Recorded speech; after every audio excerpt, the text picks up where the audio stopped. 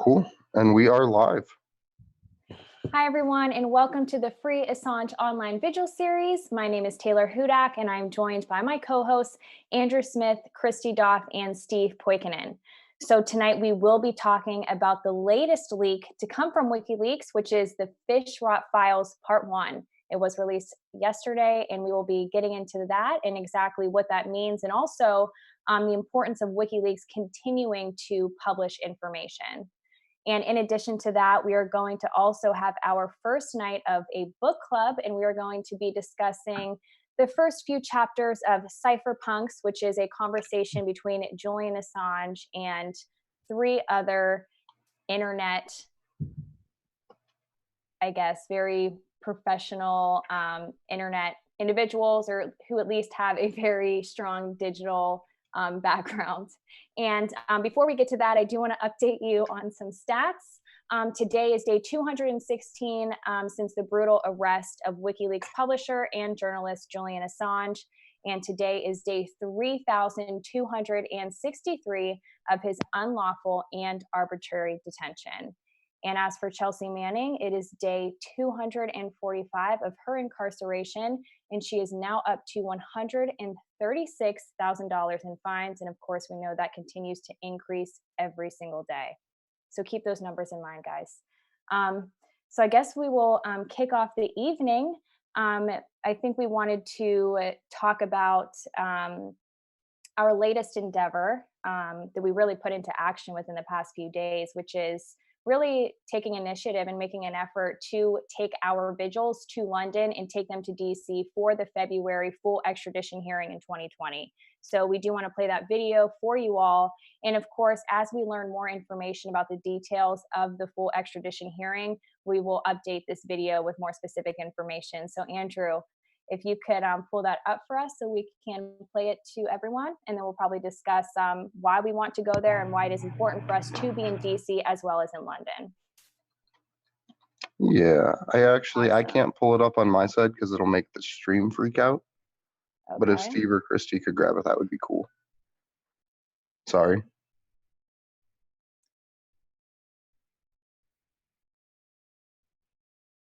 But overall, our bandwidth seems stable so far. That's good. Great, yeah. So we are just going to pull that up for you guys. We did make a video so you can hear from us as to why we want to take initiative and go to London and go to DC.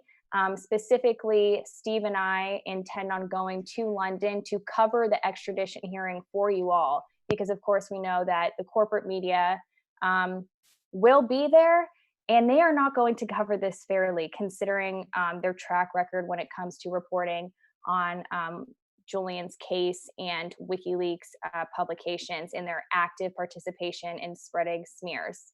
And then, of course, Christy and Steve intend on going to DC at the same time to really just, or not Christy and Steve, I'm sorry, Christy and Andrew, to really just peacefully protest there. And they're going to go to symbolic locations to show their support for Julian Assange and to condemn the actions taken by the US government. So we do have that video ready to go for you guys. So Steve, if you could pull that up, please.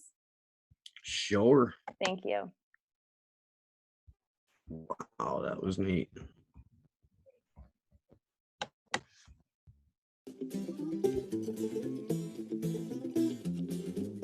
Hi, everyone. My name is Taylor Hudak, and I am one of the co-hosts of the free Assange Vigil series, which is held every Wednesday evening at 10 p.m. Eastern Standard Time in the U.S. on ActionForAssange YouTube channel. Now, we know that Julian Assange is facing an extradition to the United States, and his hearing is set to take place in February of 2020. Now, we do know that we cannot trust the corporate media to cover Julian Assange's extradition hearing fairly or accurately. The media has not only been complicit in spreading smears about Julian's character, but has reported falsely on the nature of his case. I, along with my co-host, Steve Poikinen, want to bring you all the facts and cover this hearing from London, but we need your help. We are asking you to help us be the independent media presence for the United States at this extradition hearing. And in addition to doing our damnedest to get into the room, we will be interviewing anyone and everyone we can outside of Belmarsh Prison. We will cover events and we will live stream to you guys as often as we have information to tell you. The entire time of Julian Assange's unlawful and arbitrary detention, there has been a virtual media blackout, and we are not going to let free press die without a fight. Everyone's just fallen silent. When they do go to try to make that next move in February, we have people in place to respond in kind. We want more media to be accurately covering this. This is an important precedent for free speech and for free press. We can't count on the mainstream media, who will absolutely be there to give us the full story of what's really happening. We would be one of the very, very few U.S. outlets there, period, and even smaller head count of outlets that we're going to be reporting accurately. My name is Christy Doff. I am the co-host of the Free Assange Vigil, and here to talk to you about the extradition hearing of Julian Assange. The fight just isn't in London. In the last year, more US-based activists are moving to become more involved and plan events all around the United States. We have the opportunity to gather together in Washington, D.C. during this hearing in February 2020 to peacefully protest the very government that has been at the helm of this decade-long persecution of publisher and journalist Julian Assange. Myself and co-host Andrew Smith are planning events and planning to attend events in Washington, D.C., but we need your help. ActionForAssange isn't a nonprofit. We're not a for-profit. We're not a legal entity at all. We're literally just people that care enough about free speech to do a weekly show and want to get to London to cover it. So the expenses that we're asking for are going to cover basic transportation, like Taylor and Steve's flights to London, and mine and Christie's either drives or flights to DC. It'll cover the basic lodging expenses just to get us on site and to be able to cover this for you guys. So I think it's, if you can, just throw in anything, whether it's $1, whether it's $10, or if there's something more that you can give, we really appreciate it.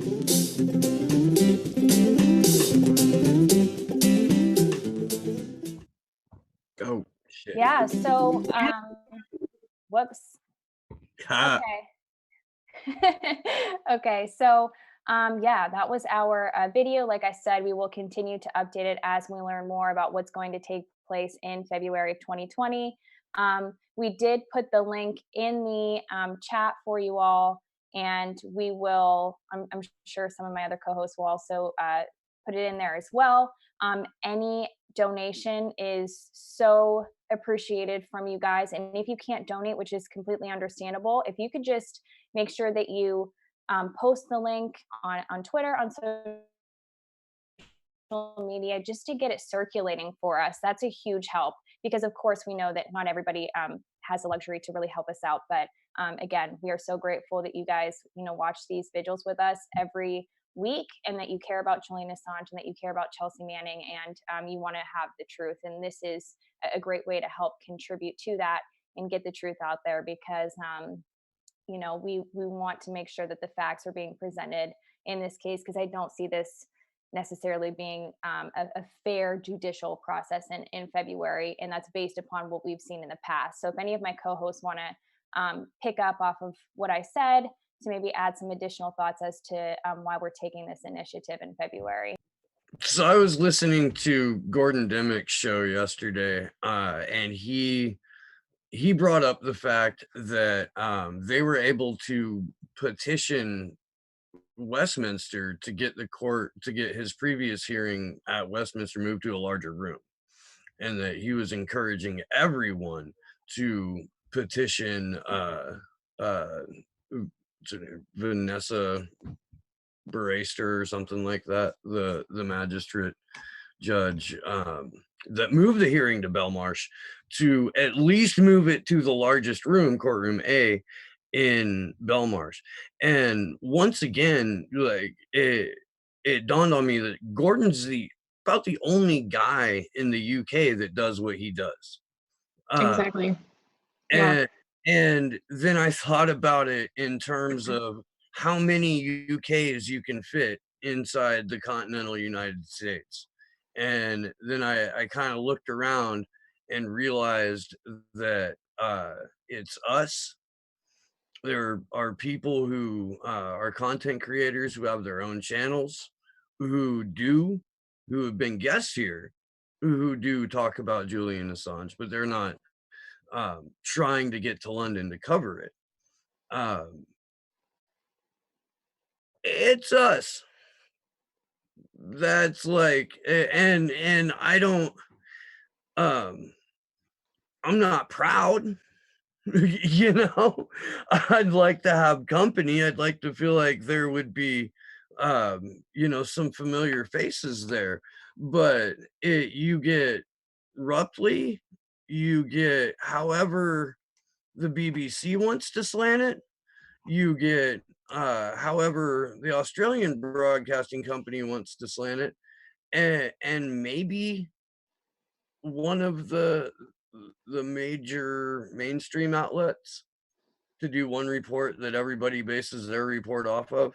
That's a good point. I bet there will be like one mainstream outlet. I can't imagine that nobody from the US would be there. They want to be there to at least control the narrative and control the message, but I think it would be limited. They can rely on the BBC to do that too. They That's can rely true. They on could just pull from the BBC or the Guardian.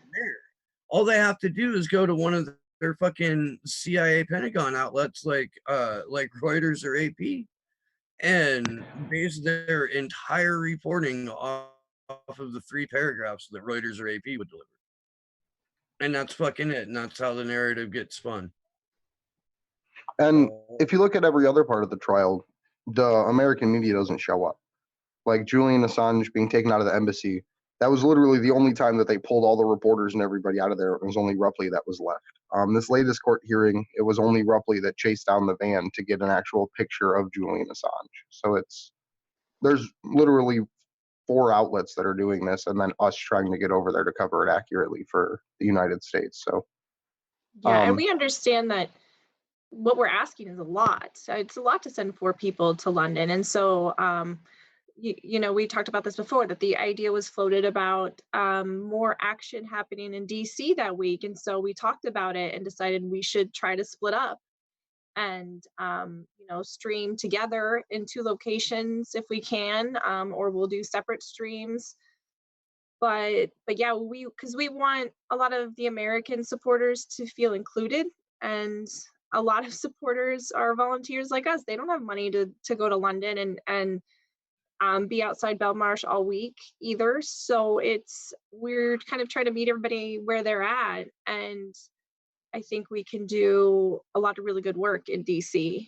And so that is in the works right now. We're planning on being there. We're thinking Monday through Friday that week. And more details on where the locations we plan to be at are coming. And we've actually been in contact with a group up in New York too that's holding an anti-imperialism event on the 22nd. So that they may be interested in just taking independent action on their own and promoting the court trial and stuff there too. So I think that's a really cool, hopefully like sister protest, or like the first one that pops up in regards to the court trial. Yeah, so I'm and we're excited to see hoping what other cities get involved.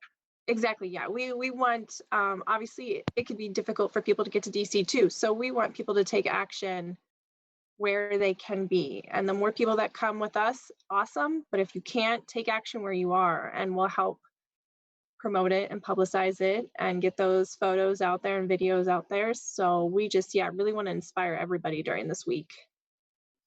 And that's why we're really addressing it now, because we know that February is not far away. And of course, with the holidays, that really seems to, of course, take up a lot of time and kind of, you know, takes people away from some of their work, understandably. So that's why we're getting on this now. And also too, back at home in the US or wherever you are, please, if you can't make it to DC, which is understandable, hold something in your own hometown. And also a great way to ensure that, others are going to be there too. If you are uncomfortable being the only person protesting for Julian Assange, is make some awareness about it right now, like we are. Bring attention to it now. And that way more people can be exposed to your message and can join in, so you have the comfort of others there. But of course, we will all be supporting those who are taking action and who are standing up for Julian in their towns throughout the United States and all over the world. And I know Candles for Assange probably has something in the works right now, of course, because Alex Hills has done great work and is always making sure to gather people on a global level. So that's another good resource to look to if you are wanting to really start something in your town. That's actually who I was about to shout out, because she has tons and tons of dates. She has different events that people can participate in. Whether you want to start doing one a week, one a month, or just one when you can, on an individual level or with a group of friends. Personal protests outside of like local media is another great option. Going out and hanging up signs there, or even just going out with a blowhorn and having a literal 1 or 2 person protest just to try to raise attention for it is another great option, because getting local media involved is pivotal. Yeah, I agree. So if there's any last comments, or if you guys have questions for us about what we plan to do, of course, please let us know in the chat and we will address that, because we do want to be able to answer your questions. Yeah, we did we put really the want to link. be transparent about this too. We don't want to Yes. feel, that's why we made the video. We wanted you to know what we want to use the money for, what the money is going towards. And of course, along the way, if we start planning things or we have extra money, we will let you know what it's going to go towards. And I think something that we can do just for people is make like a public Google Doc, so we can just show them, hey, this is what this costs, this is what that costs. So I think that would be something, just to provide like a full transparency. This is the amount we raised. These are the fines that GoFundMe took. This is the amount that's actually going towards the project. So I think that would be a really, really cool idea. Absolutely. So if there's any last comments from my co-host, I think we are going to jump into either discussing cypherpunks, and I apologize earlier for completely blanking on the exact identities of the other participants in the conversation that is outlined in cypherpunks. My apologies. They have I have it right here. It is Julian Assange, Jacob Applebaum, Andy Mueller, Magoon, and Jeremy Zimmerman. That's who it is. Oh, Perhaps I could have looked over. Real quick, let me address the chat. I am aware that cannabis is not legal in the UK. Fortunately, I have spoken to a couple of people in advance, and I will be okay. We'll leave that off of the expense list. That'll be food and Right. entertainment. Yeah, that's not what. That's not Personal part of the. expenses. That's not part You of know. Hey, Steve, I actually thought about that. I'm like, what's he going to do? Because it's, I did we too, can't, honestly. yeah, I thought, oh no, what can we do? Because we can't Hey, bring it with us. it's legal in DC, and I'll deliver it to you. Just throwing that out there. All right, guys. So do we want to talk about the book, or do we want to get into this leak? I would say start with the leak. All right. And then we'll move into all of the book us, after.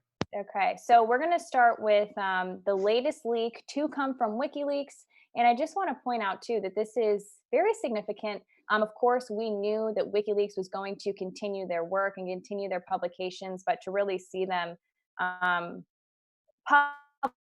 publish this information, it's just great to see that despite what's happening to the founder of this organization, Julian Assange, of course, WikiLeaks is continuing to persevere and go on. And I know that some people who maybe weren't as familiar with WikiLeaks and Julian Assange and the entire dynamic there thought that maybe they would cease their publications, but I don't think any of us ever thought that. And I think, yeah, they've even said that they would continue publishing, but every time they do publish like this, we are going to be talking about the significance of their publications. So I think all of us are kind of looking at this for the first time together. So you'll see our initial reactions to exactly what this leak is all about, what it means. And as far as I understand, there were actually some resignations from people from this leak. So people are being held accountable, and that's what happens when that's what happens as a result of good journalism. So if we want to maybe read a little bit about what this is all about. Do we want to pull it up on the screen at Yeah, all? that would Yeah, I was probably just be a gonna good say if we idea. could, that would be cool. I Yeah, just want to say I'm getting there. It's loading slow. That's what I'm trying to tell you in the chat. I We think it's really appreciate cool you, that we Steve. get to experience this as a show, because obviously we haven't been on air when this has happened like this before. So it's really exciting to dive into this live together, since none of us have really had a chance to look at it and interact with the chat. And just, it's just really exciting that WikiLeaks is dropping drops. So All right, let me. Thanks for pulling that up, Steve. Yeah, so we're going to have this on the screen so you guys are able to also look at this with us and just become familiar with the information. So yeah, Steve's got it. I don't know where we went though. Normally you can see us in a tiny screen. Oh well. There we go. I have it up in the stream now. Okay. Yeah, at any rate. Oh yeah, you do. I can't see it. That's weird. So Dak, can I just say something real quick? Dak in the chat is talking about Yang's undersea cable locations and what he was referring to. Dak, I honestly thought the same exact thing when I saw that being referenced in this leak. Actually, this is so interesting. Stratfor mentioned the undersea cables and the insignificance of them. And so I always thought that Yang was referring to that specifically. So there may be a connection there, maybe worth looking into and writing something up about it. I'm not sure. That was a joke. I saw your video. Oh, okay. Thanks, Dak. All right. We'll move on. But it does, but Yang, just for some context here, Andrew Yang references when Dak asked him about Julian Assange, he references the potential damage that could have been done to undersea cables. And that was what we were referring to just there. Okay, so should I just jump to the searchable database? Or should we go through the background on this real quick? The first like 3 paragraphs give a really good background. The long story short of it, if you want to do that way, from what I understand by reading through most of it, there's a lot of politicians that are implicated in bribes and Naban, however you say that, Namibia. I don't know. Namibia. Yeah. But it more or less shows how the natural resources are exploited through the systems of bribery and stuff like that.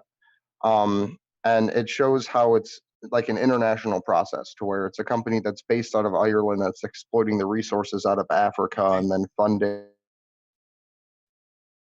shell corporations throughout the world. So it really just shows overall like the Ponzi scheme of the elites and how they don't care what they do to the natural environment. They don't care what they do to natural people. It's just get as much as you can.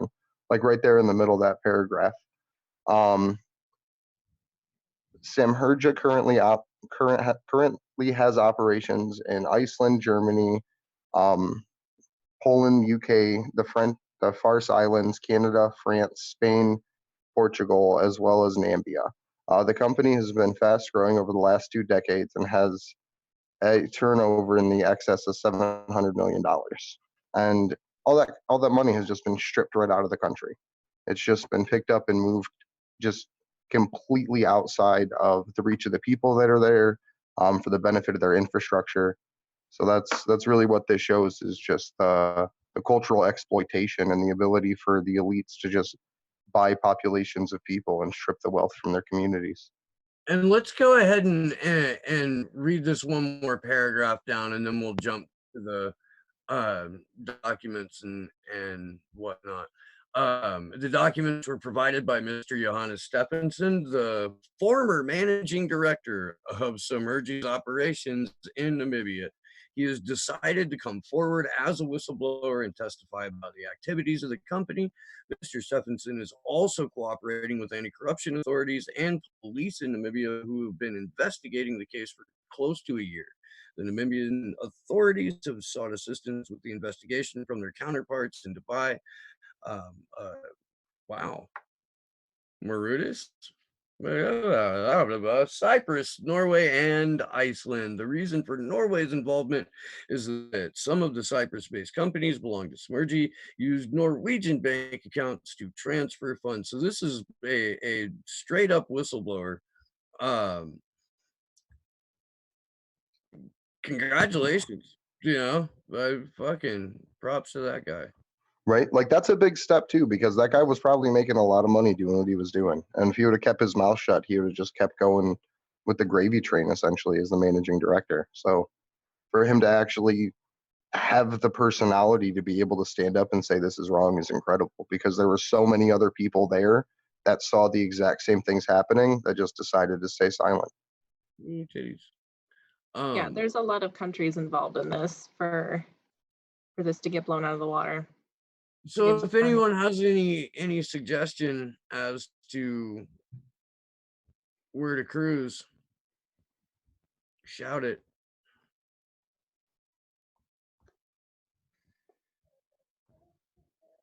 So these are all emails, correct? Is that correct? Yeah. Yeah, Oh. emails and email attachments. There's over 30,000 of them right now. Right. And so I'm trying to look. Are we seeing like, okay, I see like the to and the from here. Okay. Yeah. And just like as you're going through, you can see the desolation of these communities. Like you can see, I don't want to like sound rude or judgmental, but just like the like primitiveness of their infrastructure. Like you don't see a large centralized power grid and roads and highways, and that's what this deal was supposed to get for them. And they just pumped all of the wealth outside of the country. Like this fishing deal was supposed to fund the infrastructure for a large portion of the nation, and none of that has started. The company has provided no financial resources, from what I have understood, to the actual country itself, and has just used those international bank accounts to launder the money out. Did we say, or do we know how big this country is? Like what the population is? No. Probably look that up. Hold on. I'm just curious. All right. It says that the population is 2.5 million as of 2017. Okay. And it's, in case you're unaware of where it's, in case the viewers are unaware of where it's located, it's a country, it's located in South Africa. Mm-hmm. In Southern Africa. I'm sorry, not South Africa, Southern Africa, because South Africa is its own country.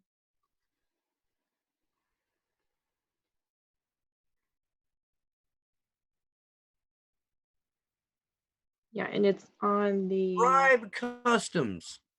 Atlantic side. $1,000. That's pretty ballsy. Yeah. I mean, Yeah. it really highlights, and I'd like to point Unbelievable. everyone to the speech that Barack Obama gave in South Africa at the Nelson Mandela Day event, where he literally talked about the new global aristocracy and how they don't care about nation states, they don't care about borders or people of any country, they care about their own enrichment.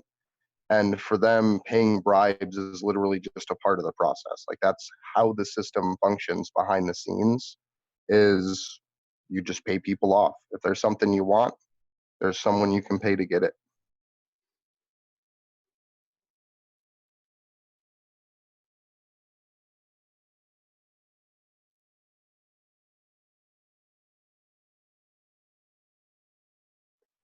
So a lot of this, what's interesting about, this information is oftentimes it's difficult to decipher right when you first look at it, exactly what it means. So I would suggest to also looking at the summaries that are provided. They're helpful. But of course, when we look at, I do encourage people to still look at this information that is on the screen right now, because you could find out so much, as we just pointed out earlier. Bribe customs. I mean, it's such a normal thing to be happening that it's almost as if they don't try to hide it any longer, and that's not okay. So I think that it'll be interesting to see if there's any other outlets who pick up on this. I doubt it. I don't know. Do we know if anybody else has written about this? So I just posted a link into our Zoom chat with an article from Nambian.com. It's like their news site, one of their national news sites, I guess. And it shows the forced resignation of two of the members, Asuwa and Shangala. That was today that they resigned, correct? Yep. The So not even resignations 24 comes hours. after the Nambian and other international media exposed how the two and the Investec Nambian managing director, James Haptukipi, were alleged kingpins in a phishing scheme that generated kickbacks of at least 150 million over 4 years. Documents show that the phishing schemes could have involved as much as 1.2 billion, and that's in Nambian dollars. The Nambian, which is the actual journalism website here, understands that President Hage told his inner circle earlier this month that Asua and Shangala should do the right thing and resign. State House spokesperson Alfredo Hungary declined to comment. WikiLeaks documents pinpointed Asula, Shangala, and Haptuki as the masterminds of the Nambian phishing license donated to the Angola government, but which ended up benefiting a few individuals. So, little news report over from Nambia there about the resignation of these two officials. I believe that they were government members, but I'm not entirely sure because it doesn't really say the positions of the two men. They were, But I just think, hold on, let me find the WikiLeaks tweet, because I thought they said their positions in the tweet today. Minister of Justice and Minister of Fisheries.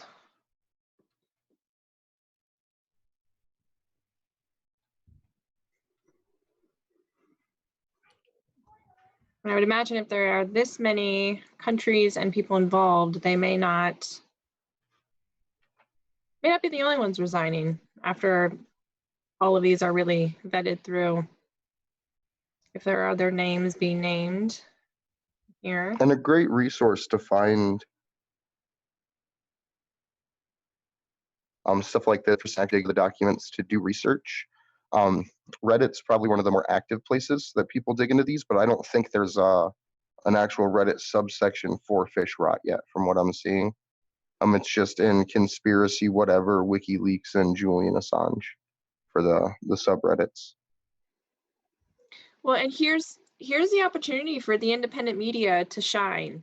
I mean, this is what WikiLeaks is about, is giving this information and letting others read through it and find the stories and find the corruption and the issues. So, you know, we kind of call out our own independent media colleagues a little bit for not even reporting on Julian Assange, because maybe they're afraid of their channels getting demonetized, or, you know, getting hits on YouTube or getting censored.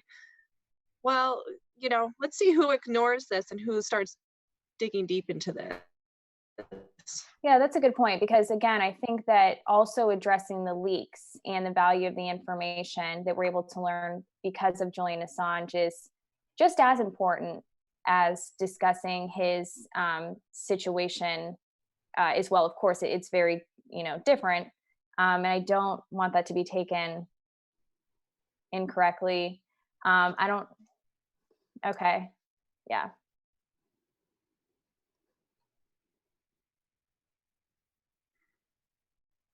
Oh, well, if there's going to be an awkward moment of silence, I suppose we should thank the NSA agent. I just saw everybody smiling, and I was wondering why. So there's actually because Quinn's a fucking mook. That's why. Yeah, sorry, Okay. Quinn's being silly in the chat. Okay. Oh no, I need to stop internalizing all that. But the point I was making was that no, talking about these leaks is just as important, and we are going to obviously continue to talk about this important information, because WikiLeaks is interesting in that I think, and maybe if you guys disagree with me, please speak up. I think that the original, or not original intention, but the idea behind it was that it was going to present information, and it started out as an unknown organization, and then more mainstream outlets or mainstream publications would then talk about this information, because they would have no choice but to talk about it, because it's absolutely newsworthy, and that could help elevate WikiLeaks. Right. So Julian Assange did, I think it was in 2010. It was before he was under house arrest. He spoke about this, on how the intent of WikiLeaks was to give this information and let everybody else go through it. WikiLeaks didn't intend to really write any summaries or do any articles on it. But then I think the magnitude of how many documents they were getting in each leak, and maybe the impatience of the media not going through things. So they started to kind of write up a little bit of a summary and introduction, and do a little bit of reporting on the actual drops. And as what we did on WikiLeaks' birthday, we did the very first drop, and we noted how the introduction written by the WikiLeaks staff really wasn't skewed. It was just giving us the basic information and things to think about, and conclusions that could be drawn from these pieces of information. They kind of tried to weigh it back and forth. So yeah, we have done one show on one of the on the very first drop. So yeah, I mean, this is what WikiLeaks has been operating under, as giving this information to the public and letting the public decide what to do with it. And sometimes the media does their job, and sometimes they don't. And this is a great point, because a lot of these organizations that WikiLeaks is linking, when they actually put the information out on Twitter, come from different small international, national, and regional news information or news sites like this. The ruv.is. I'm probably never going to go there again to read an article, but they were one of the few that wrote pieces about what WikiLeaks released. And they went as far as to go and try to get quotes from these people and stuff like that. So it's really important that this isn't just something that we as content creators and we as individuals wait to talk about until the mainstream media picks it up, because that's not how you pressure politicians. That's not how you actually get anything changed. So it's up to us to make sure that this information spreads, and it's up to us to get that information to the independent media creators, because most of them don't have really in-depth research teams. Some of them do. Some of them have one or two people that say, hey, these are some really cool stories. Or some of them just, like in Ron Placone's case, wait till people send them articles to cover. So that's a good point too. Yeah. So make sure that we're sharing information with them as viewers of their content, giving them the things that we would like them to cover. Right. When we don't, like you said, we don't have to wait for the media to do it. Anybody can have access to this, and anybody can start digging into this stuff and finding these pieces of information. It's all right there for us. And the actual crowdsourcing of research is how WikiLeaks has always shined. It's how information has gotten out to journalists. It's how people actually get in to digest these leaks, is through board posts and through Reddit posts, where they can collaborate and say, hey, well, I found this one, and then I found these other three, to get that information out and put it into like an archival timeline almost. Yeah, I kind of wish I knew a little bit more about who the players were in the European countries, because I would be interested to see if it was connected to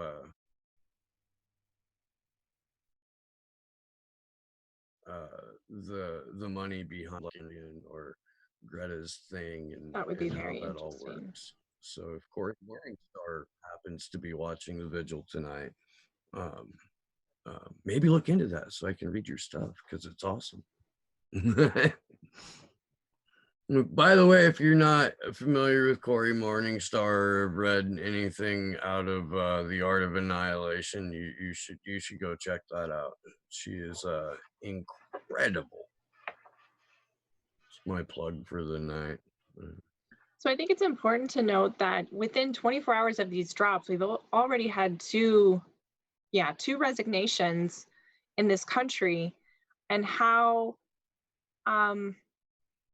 vital these kinds of things are to us as a society, to know what's going on, to know what your governments are doing, and thinking on what WikiLeaks has had to go through the last 9 years, and resources and money getting pulled into the persecution and the extradition of Julian Assange, when really they just want to be doing this kind of work. Like, this is what they want to be doing. This is their the reason they exist. And not instead, because they have been releasing things the last 9 years, the decade. I just think it's interesting to think about maybe what more could have been done, or could they have moved faster on things?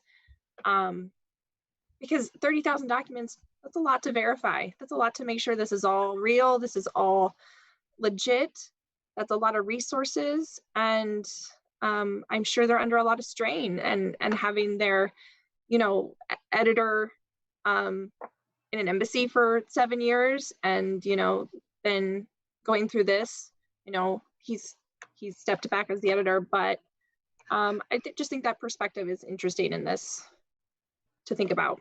So one idea about whistleblowing that I kind of want to inject into the conversation too, and see what you guys think. I assume most of us have watched parts or all of the Tulsi Gabbard on Jimmy Dore recently, and her pieces about like the Saudi Arabians and 9/11 involvement and stuff like that.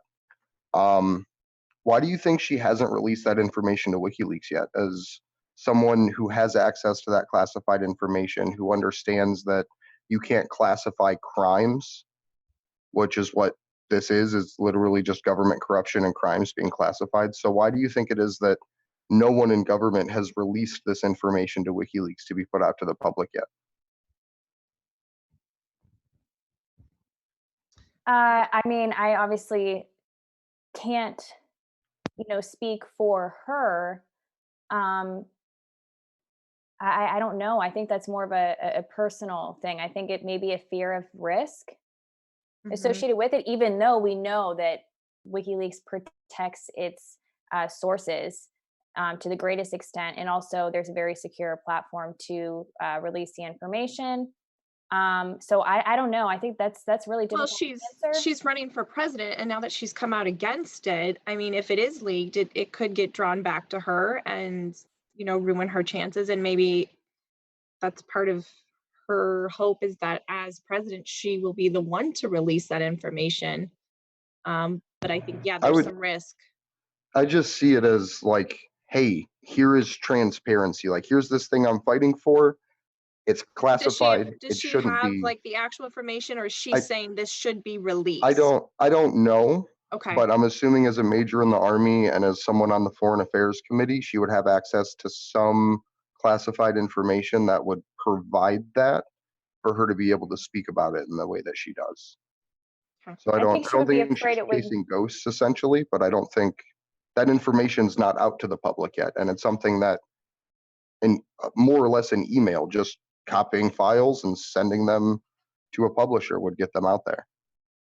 So it's not personally against her. That's kind of just how I wanted to frame the conversation, is why aren't we seeing sitting members of Congress release classified information that shouldn't be classified? Because you're not allowed to classify crimes, and that's what that is. So, depending on what's released, that they would go after them with the Espionage Act. That they would. Yeah. Like, Because, I mean, as a politician, then. Yeah, that's a fucking no-brainer. Not only that, but the national security state would love nothing better than to get to break a politician, on every single fucking day.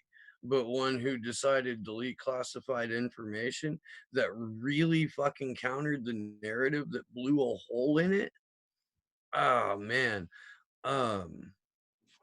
That's really what I'm hoping for on there behalf goes of transparency. And it seems like this far-fetched, grandiose idea, but literally all it takes is courage. If you have the information, turn it in. Like, Oh it's yeah, a no, crime. I don't disagree. I'm just Yeah. saying that as a politician, you are probably subject to I don't like you don't get to be a politician if you're not compliant, right? Like, and Yeah. no matter what you do along the way, um even if you get to the point to reading the Panama Papers on the floor of Congress, like Mike Gravel did to make sure that they went into the record, um, there's got to be, at least for a politician, like a lot of shit you let slide, you know. So whenever that crisis of conscience hits, you've got to be fully fucking prepared to be destroyed. And I do think that Tulsi Gabbard would like a future, and I think that there are many ways that all politicians play the fucking game. Yeah, I agree. I think that remember, we're talking about politicians, and I think it attracts a certain personality. And I think a part of that is also a conformist personality type. Maybe I'm looking too much into it, but again, I mean, these are people that are trying to get reelected. And to go back to your point, Christy, too, I agree with you. I think that they would definitely pinpoint this on her. I think it's convenient to do so. But again, and I think it's so much more of a personal decision, because at the end of the day, how we don't know how brave people really are when they're faced with a tremendous amount of risk, which is espionage charges, which is life in prison potentially, the Right. death penalty in And some circumstances. being in the military, that probably a politician and in the military, that probably presents even more risk. And Yes, and I'm that's not to why I say she's really, not brave. I want to make that clear. I'm not saying she's not brave. I'm just saying that that's an additional risk to take, and that is jail is associated with that, and it completely destroyed a political career. and just from my perspective, that's kind of the level of extremities that we need politicians to go to at this time. Because as a major in the Army, Tulsi Gabbard sets that precedent that says it's okay to reveal crimes. Like, we have no other avenue to get this out. These people have been trying for the better part of 20 years to get this information, and the process has failed. The process has collapsed. The process is an illusion. Like, Julian's case highlights it the best it possibly can. So at this point, why aren't we using by all means tactics? Like, if Tulsi Gabbard's on our team, so to speak, not that I like the team play mentality, but why couldn't she do that for us? Because I don't Well, want a the leader way that she talked about war criminals, like specifically war criminals, she used that as a reason to be like, that's not aloha, bruh. You know, you don't talk about, my buddy George Bush like that, or don't talk, Joe Biden's a good friend of mine, and shit like so that.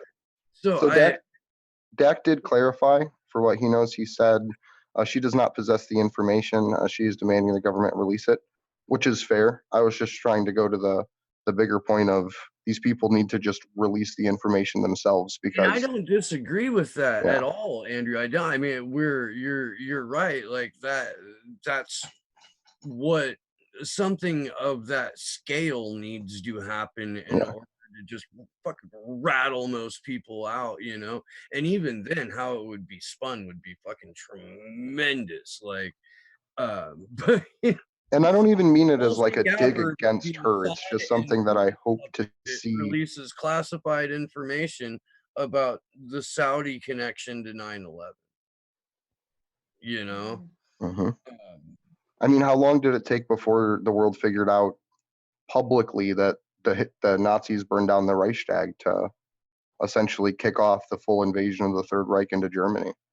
Like, that's what 9/11 will go down as in this country's history is when we allowed the oil cartel and the banking cartel to take full control of our civil liberties. And this last 20 years is the struggle to regain that.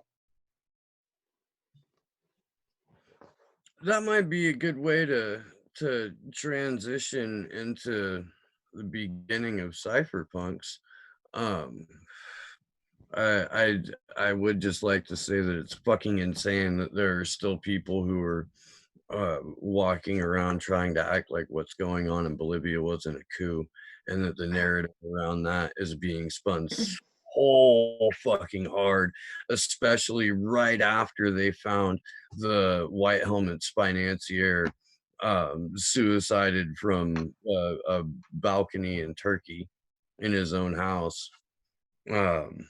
So can we talk about Bolivia for a minute before we transition to cypherpunks? Why not? So if I have this right, from my understanding, in Bolivia, the electoral process requires you to win by greater than 10% in a general election, and the leftist indigenous president won by like a margin of like an 11.5% or something like that. I want to say in like the high 30s or mid 30s for the right-wing opponent. And it's something that I believe for the last few years, they've actually talked about trying to invalidate these elections. And the president stepped down, not because he thought that he did anything wrong, but literally just to prevent violence and bloodshed. Sorry, my camera just died. Well, prevent more violence and bloodshed, because there were already people that were connected to his government that had been dragged from their houses and fucking beaten, locked up, and a couple of them murdered. So yeah, it was one of those, do it or we'll kill all of you. And when his first address in Mexico City, who granted him asylum, he said that his crime was being indigenous and a union organizer. Like, straight up. So I just posted a link in the chat. It's a Sputnik article. I don't know if you guys want to bring this up, but I have it up right now. Yeah, it's talking about WikiLeaks cables revealing money that was giving civil separatists. And I think that's really interesting that we have, there's just so many people that talk about, oh, WikiLeaks is a non-state terrorist group. But yeah, here we have information that was obtained, looks like 2006 through 2009. Yeah. So that we've had for the better part of over a decade. It revealed the U.S. was in contact with Bolivian opposition group and gave millions of dollars to a separatist movement. Persona Latina news agency reported on Thursday. I vaguely remember hearing about this. But USAID, there we go, $4 million to a separatist movement in the Media Luna region of Bolivia. The Media Luna is a group of 4 departments: Santa Cruz, Benipondo, and Tarija in the east of Bolivia. And that's exactly where all of this is coming out of this time around too. And the US government funding far-right fringe extremist groups isn't anything new. That's literally what we did in the Ukraine. We, as in the United States government, did in the Ukraine to be able to get Joe Biden's son on the board of an oil company. So, I mean, this is very, very American behavior to act like this in our international foreign policy. Entire history of foreign policy, particularly in Central and South America, has been if a democratically elected leader leans left, let alone gets to enact programs that raise his poorest citizens up out of poverty, more people learn how to read, more people get to go to school, more people have a job. That cannot happen on America's watch. We will immediately destabilize that country. We will immediately lay plans to overthrow the leader of that country, more often than not by brutal coup. But we have deployed a just fucking army of economic hitmen throughout the region over the last 60 years, 70 years.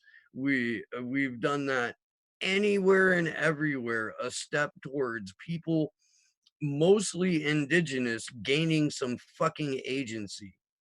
And to point out the movement of global apartheid here, we have the United States going in and toppling governments throughout South America.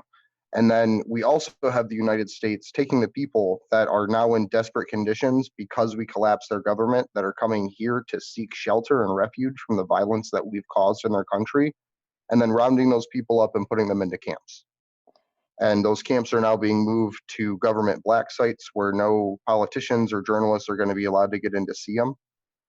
So I just think it's this whole systematic process that's designed to enrich the companies that are going in to fund these overthrows, the companies that are benefiting from the exploitations of the resources, and then the for-profit prison companies that benefit when the refugees come to the United States and then get rounded up into concentration camps.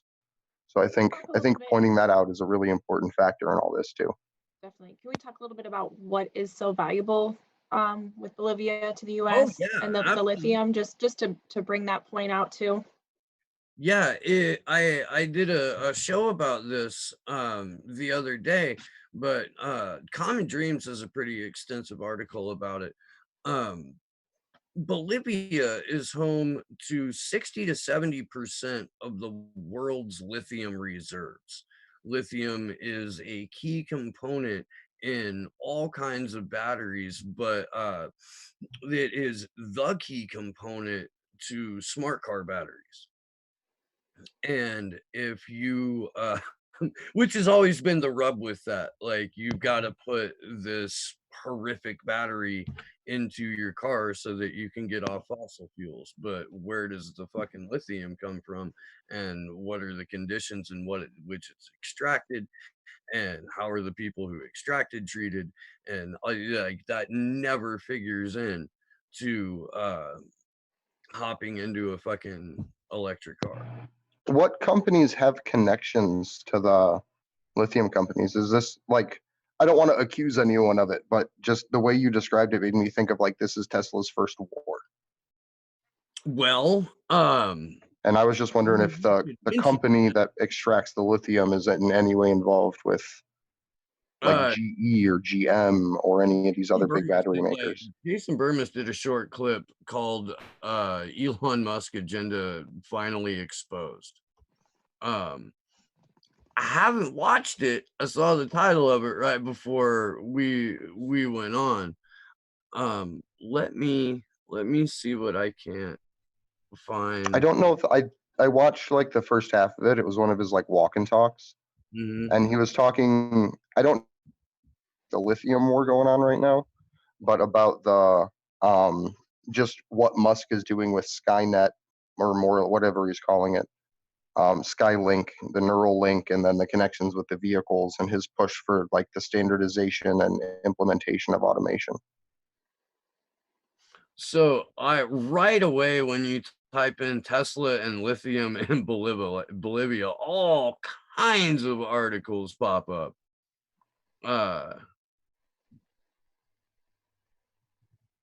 It's just in terms of how they have a relationship. right, but hey, we'll get the Green New Deal passed. Yeah. Right. Yeah. Like, that's a thing.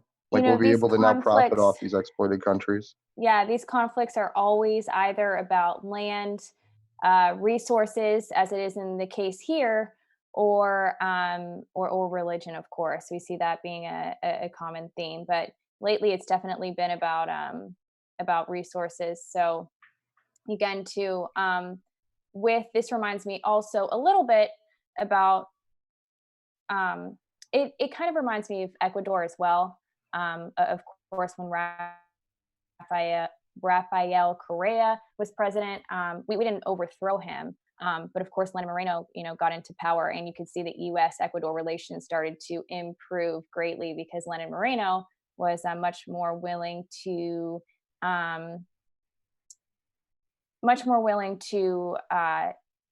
implement policies that were favorable to the United States to the detriment of his own people. So this is definitely something that we see all the time. Venezuela, too, of course, which we've spoken about a few weeks ago, and the right-wing opposition always being at fault here. I guess I can't say always, but overwhelmingly the majority of the Man, time. that sucks. It's behind a paywall, but there was an article from a magazine called Seeking Alpha, and it was from 2014. And the dude who wrote it, like the first line in the sentence is, "Ever since I called for lithium to become the new oil and Bolivia the new Saudi Arabia." Like that's how it starts, and it was about and it was going to go into Tesla and lithium mining, and it's behind a fucking paywall. I'm irked. So Dak, did we address Dak's questions? Not yet. So he's asking, as we look for whatever Andrew's looking for, what does I was the trying to action- find articles about his question. What I would recommend, Oh. because Dak said, what does the action crew think this means for Maduro? A warning shot? What about U.S.-Mexico relations? I would just go into Google and type in U.S. congressman threatens to invade Mexico, and just see what articles come up, because it's honestly kind of disgusting. This dates back decades, if not longer, that we've been threatening to invade Mexico. So I think the president getting political asylum there, a left-wing activist taking activist as much as he can be taking power there. I just think it's a matter of time. Like, we've already collapsed there. Their country's completely run by the CIA-backed drug cartels anyways. I was gonna say the CIA's been running drug cartels in there for decades, so why not? It's an amazing Fantastic. like transition from to how people get their cocaine, how people get, Mexican methamphetamine, Mexican heroin, and shit like that, because there's a local who grows it, probably some locals who help process it, but at that point, your drugs pass through the hands of the CIA, who help traffic it, through the DEA and customs, who help clear it, to another CIA agent who meets more often than not with someone's FBI informant, if not an FBI agent, to then parcel it out to lower level drug users so those guys can get locked up. Ta-da! That sums it up perfectly. Like, we fund violence in Mexico, so that way our for-profit prison system can make money here, and they make money off the drugs. And also the poppy plants we guard in Afghanistan have a lot to do with the drug war too. Just to remind everyone that we still have a military guarding cocaine. The vast majority of Afghan heroin goes to Iran and Russia, and it's a way. Well, how did he put it? He put it like a soft destabilization, in that the U.S. military is protecting the fields so that it can then go to get our enemies strung out. I just wonder what line in the AUMF allows us to protect poppy fields in a foreign country. Like, I'm just curious. Right. That's a question that someone can ask at your next town hall that you go to, regardless of the candidate. Yeah, that would be an interesting question to see a response to. Fuck yeah. But do we want to dive into cypherpunks for a little bit now? Sure. Yeah. Cool. So I'll provide a little background for it, because I know most people don't even know what what a cypherpunk is.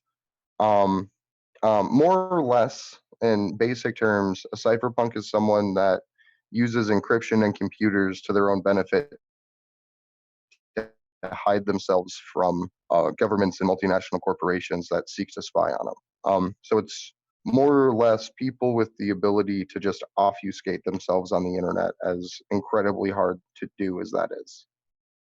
So the book itself was written as like warning shots, and the introduction actually really explains it well. We were going to just initially start with the chapters, but after going through it, the introduction's just so it's so beautiful. It just summarizes the book so nicely, and it's something, I don't know. I love Julian Assange's writing, and a lot of times you just get to read him in interviews or hear him talk, but I really like the introduction, so I'm glad we're going to talk about it. Yeah. Do you want to kick us off with it? Want me to pull that up from the document?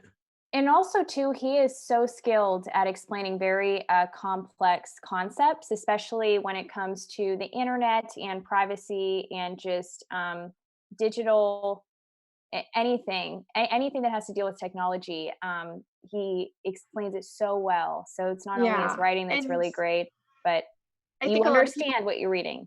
Yeah, a lot of people forget he was doing lectures and talks from the embassy, and talking about all these different topics in the digital age. And yeah, we've talked about how as far as like Pamela Anderson and his relationship, he was sort of like an activist mentor. But really, I think he's probably been a mentor to people in all these different avenues of life, and especially in this one. And yeah, he has a very very eloquent way of explaining very complicated things to people. So how do we want to kick this off? Do we want to, I know we were going to pull up a document. Pull it up. Do you want Yeah. to pull, Okay. would that be easiest? Okay. I mean, the first line of the book, this book is not a manifesto. There's not time for that. This book is a warning. Or are we going to take turns, or are you going to keep reading? I just wanted to read that. I just wanted to read that because that's just sets the whole stage. Because, okay, so the book is a conversation between these four men, and it's written as that conversation. But really, yeah, like Andrew said, it's a lot of warning shots, and Julian kind of summarizes that here. Do we want to talk about the other three men in this book? Because maybe their names probably aren't. It gets there. Yeah, their names are not as familiar to maybe the crowd. I don't know. Yeah, after the introduction, it actually goes into describing the four people, the history of WikiLeaks up to this point, and then it gets into the first chapter. So we actually cover like a brief background about all of them in here too. But I just wanted to say, to go back to the first line of this of the book, it really does set the stage, because throughout this book, it talks about the potential dangers, or part of it talks about the potential dangers that we face when we allow the technology to be in the hands of people with malicious intent. That would be, of course, people in positions of power, and if there is no check on that power, or if the check on that power is from within their own system and group of people. This also talks about important ways to protect privacy, or the importance of doing so with encryption.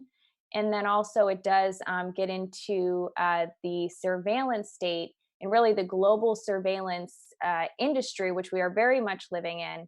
And if you do watch Susie Dawson's teach-ins with the 1 versus 5i campaign, she goes into great depth about that. But as I was reading this, I saw so many common themes shared throughout, and we're already there. I'm not sure when this conversation took place, but 2012. 2012 this took place, but we know that since even just then, the surveillance state has increased dramatically, and of course, laws have also been put into effect that make it easier for surveillance to take place and it be much more invasive.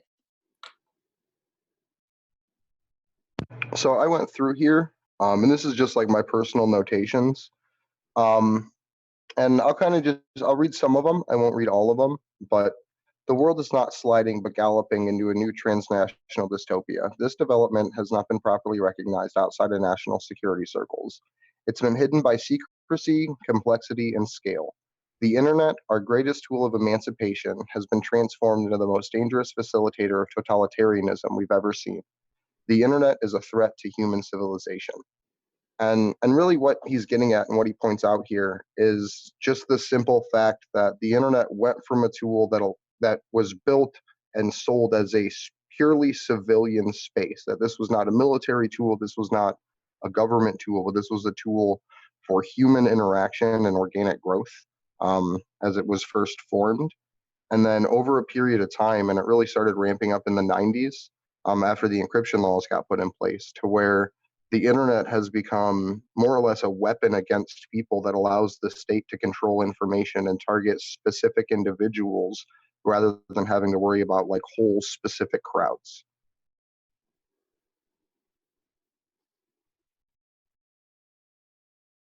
I think that's one of the more well-written paragraphs to come out of 2012. And to kind of call the shot like that. I mean, there were, you know, Christian fundamentalists that said that the internet was going to be the end of the world, but they keep having to readjust their rapture date. So I'm not entirely I put it up before, but a picture of a car bumper sticker that I took in the parking lot of a thrift store, and it's, you know, the world is going to end in May 21st, and then it had like 2 years later stuck over whatever the year was, but just they didn't even bother getting a new sticker. They just Like a slapped, car tag, yeah, like like you just car keep registration. updating, like Yeah, the car yeah. registration.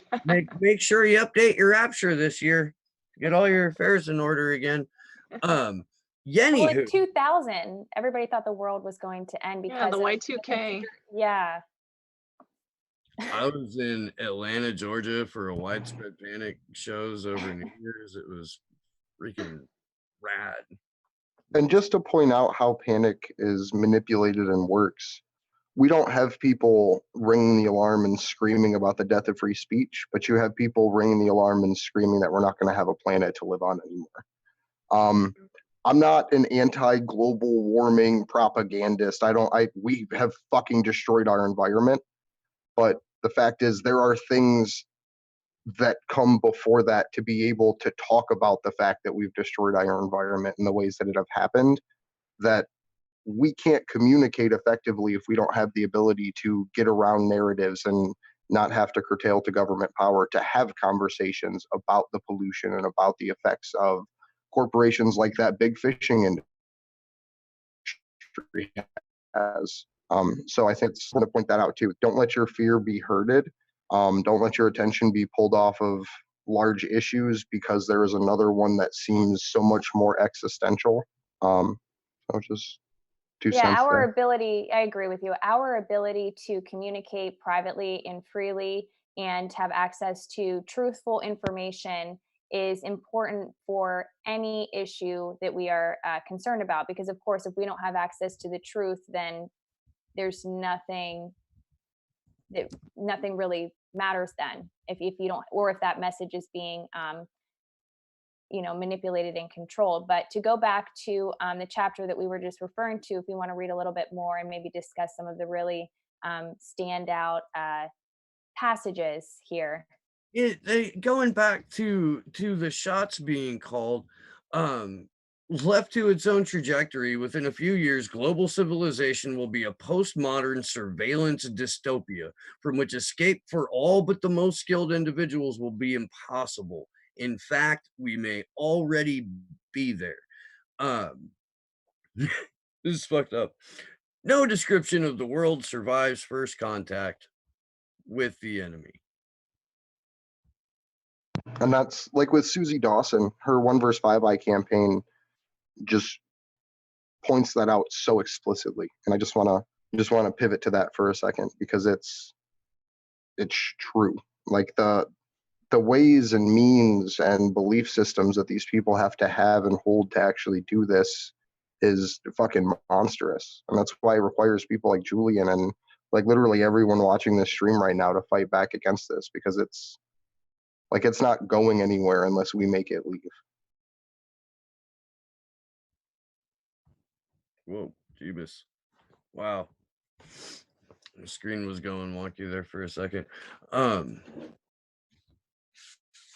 Yeah, in terms of us already being in a you know, surveillance dystopia, holy crap, man.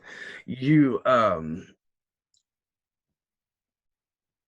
in terms of what, you know, how many times a day your picture is taken on average, even if you're in a smaller town, in terms of what's done with that information, the fact that social media is set up as a giant data mining pit, that that every intimate detail of your life, should you choose to share it or not, is still plucked from everything you've ever said and done on the interwebs and commoditized. And that incentivizes more surveillance, and incentivizes more privacy violation, and incentivizes building a career off of robbing people of their autonomy.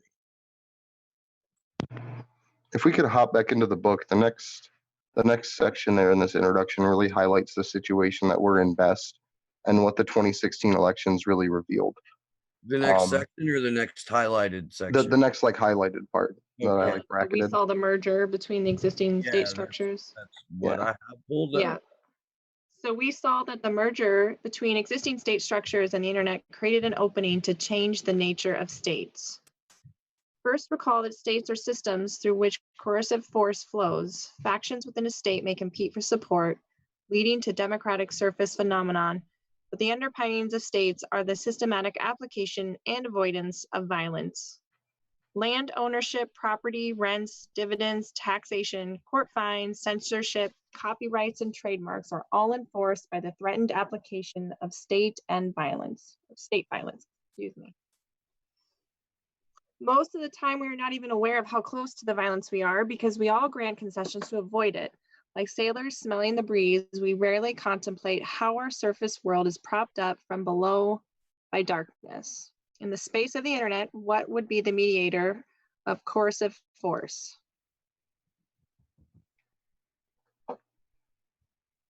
So there's no better definition for what a government is than what they define right there in the beginning of this book. Because in the state of Ohio, you can't even put up a sign in most cities without having the literal violence of the state be brought against you, without being threatened to be thrown in jail for literally putting up a poster that says no more torture. They were also like unfairly targeting you because they had you empty your pockets. And I don't know if that's typical procedure, but it was so ridiculous. And then I know you don't want to talk about your case too much, but yeah, I mean, these are, I think that that's probably stemming from people wanting the town to look nice. I don't know, but I'm back for the night. Sorry, I stepped out for a second. I had to take a phone call. And I'm a little bit confused as to where we're at right now, but Propaganda asked a question. This is actually ActionForAssange at Slow News Day. He's saying, do you guys think that with mass surveillance that our generation of politicians are going to be more exposed and outrageous, or do you think they will scare us into not running? Oh God, I hope it's more outrageous. Like I hope it's it's going to be crazy, because they can literally hack into your phone, take the camera, and get any video they want of you masturbating. Like not even joking. No. So someone that's 16 that wants to get into politics when they're 34 has to then answer for what videos the intelligence community releases from the videos that they watched when they were 16, alone in a bedroom with a device, thinking that they were under some private, like, non-spied on system. So there's a lot. Like, it's going to be crazy. So look, this goes one of two ways. Either there's a generation that just freaks out and is collectively prudish, or as our privacy continues to diminish, our give a damn diminishes along with it. And the system that our politics operate in is so ludicrous. It's a fucking cartoon. The president is in the WWE Hall of Fame. Like, I don't know how to stress the cartoonish nature of this enough. It It's actually it the almost guaranteed to become more ridiculous and more outrageous. How do and you it's stop, Donald Trump, and now Deval Patrick is going to run, and there's that Hillary Clinton quote where she's like, many, many, many people are saying I should run, and that's about the most. I don't know if she was trying to take a swipe at Trump because of how often he throws in extraneous minis, but I just but I would say our country is best defined by the second line in that last paragraph. Factions within the state compete for support, leading to democratic surface phenomenon. But the underpinnings of the state are systematic applications and avoidance of violence. And that sums it up best. That's what we're living through, is literally just a democratic phenomenon. People want to see left-wing activists represented on stage, so we're offered Bernie Sanders and Tulsi Gabbard. Like, I don't know what better way to define it, but the Democratic Party trying to maintain something that they lost 70 years ago, which is a soul. And like, it's when we rise up in the streets to demand Medicare for all, are the police going to meet us there to protest for it, or are they going to be breaking our legs as we want health care and then don't have a way to pay for the medical bills from it? Um, so it's just the craziest thing to have, like, a country where we know everything's fucking rigged, but yet everyone who's supposed to be pointing it out acts like the process isn't, simply because it gets them likes and clicks and retweets and it's a things point of like that. contention among people who support the candidate who got robbed And didn't defend himself. Like, and didn't you got defend robbed at himself. fucking gunpoint and you didn't file a police report and you had a picture of the person who did it. Like, And you got fingerprints. everything there laid out in front of you on a silver platter to say, this is fucking bullshit. Let's start this political revolution right now. And instead you said Hillary Clinton will give us health care. Like, fuck off. But to get back to it before we get into any rants, could we get into the next section? Absolutely. The platonic nature of the internet, ideas and information flows, is debased by its physical origins. Its foundations are fiber optic cable lines stretching across ocean floors, satellites spinning above our heads, computer servers housed in buildings in cities from New York to Nairobi. Like the soldier who slew Archimedes with a mere sword, so too could an armed militia take control of the peak development of Western civilization, our platonic realm. And then, yeah, is what you just said, Andrew, by controlling the physical underpinnings of state, like any army around an oil well or a customs agent extracting bribes at the border would soon learn to leverage its control of physical space to gain control over our platonic realm. Is this the one that you wanted to pull up, though? Because I feel like you just said the thing that I said. Yeah, I mean, just this next section, because it highlights just Yeah. where we're at as a civilization really well. So I just kind of wanted that to be, just to kind of be brought to everyone's attention. Like, if you're an anti-fascist organizer and you're fighting this in the streets of Portland over fighting other poor people, then you're doing it wrong. Like, you're revolutioning the wrong way, because it's not those poor people that are causing you the problems. It's those poor people that have been subjugated with propaganda their entire lives. So I think that's important to talk about, and I think it's important to point out that I believe in nonviolent revolution. Absolutely. I think we all are there. But I like, if we're going to talk about this next passage here, the state.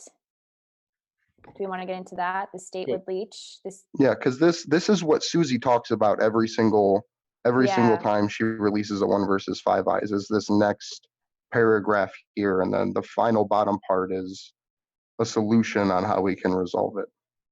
yeah, exactly. And I like the urgency that is expressed here. And remember, this is 2012 that this conversation took place. We were already in a very bad state. Now it hasn't been, it's been 7 years going on 8 years, which of course is not, you know, a long time, but in the technology sphere, I mean, 8 years of progress, and that's actually a lot because it does move so quickly.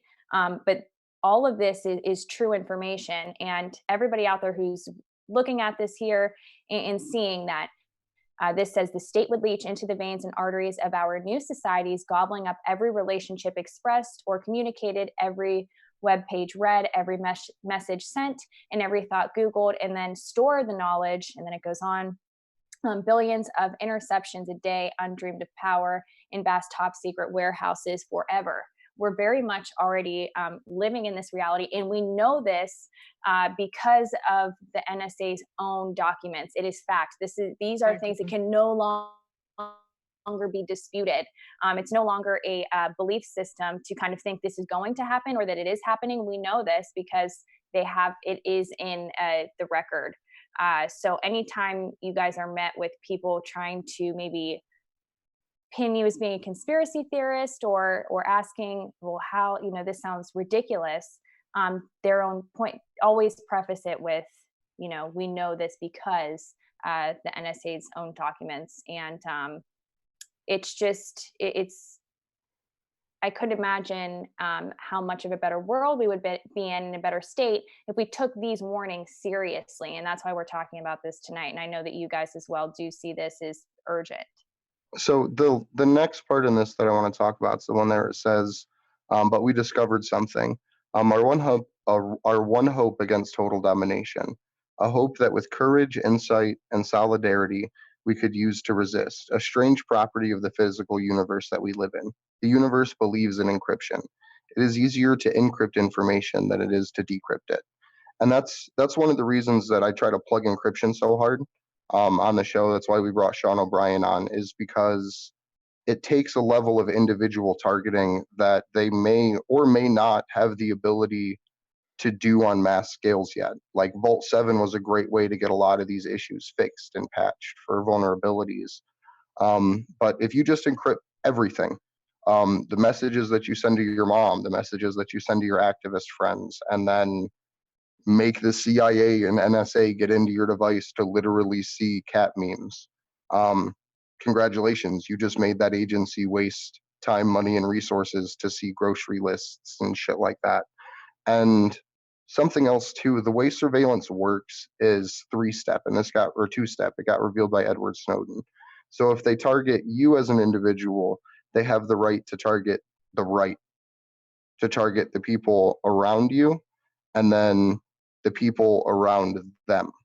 So for someone to sift through all this information, to go through it, if you get you and all your friends using encryption, it just makes this really weird phenomenon that they then have to go in and investigate and waste all of this time to look into people just talking bullshit and making fun of each other and throwing memes and throwing jokes. And then it helps obfuscate the other activists because it then makes a Q pool, like a QUE pool that then has to be sifted through if it is individuals going through this. So using encryption, especially at this point to organize right now, is so powerful. Unlike a QAnon pool, which involves a lot of sifting too, but it's mostly bullshit. Agreed. But if you want to pull it back up, we can get into the next part. Oh, sure. I realized I was highlighting a whole bunch when I started doing this, so I tried to scale it down as I was going through, because it almost turned into like I may as well just highlighted everything. Well, the whole introduction is like worthy of just reading over and over and over again. So yeah. So I think we want to touch on a certain passage, Steve, about the physical universe. I believe that's on page 5. Or yep, it's up. Similarly, the universe, our physical universe, has that property that makes it possible for an individual or group of individuals to reliably, automatically, even without knowing, encipher something so that all the resources and all the political will of the strongest superpower on earth may not decipher it. And the paths of encipherment between people can mesh together to create regions free from the coercive force of the outer state, free from mass interception, free from state control. Gonna assume that that is not all highlighted. Um, And yeah, strong cryptography can resist an unlimited application of violence. No amount of coercive force will ever solve a math problem. And that is my favorite line that has ever been written in regards to the world that we exist in, because that is why Chelsea Manning is in jail. That is why Julian Assange is in jail. If you read through the Stratfor emails, if you search Gulf of Aden vortex and then scroll to the very bottom, they literally say it's because of these documents that Interpol released the like red alert or red warning or red label or whatever it's called for like immediate international arrest. And only 5% of the Stratfor email was released, I believe. And it's held in what's called the insurance files, which if WikiLeaks ever believes it's unable to publish for any reason, they get released. You can download them off the internet. I recommend doing it.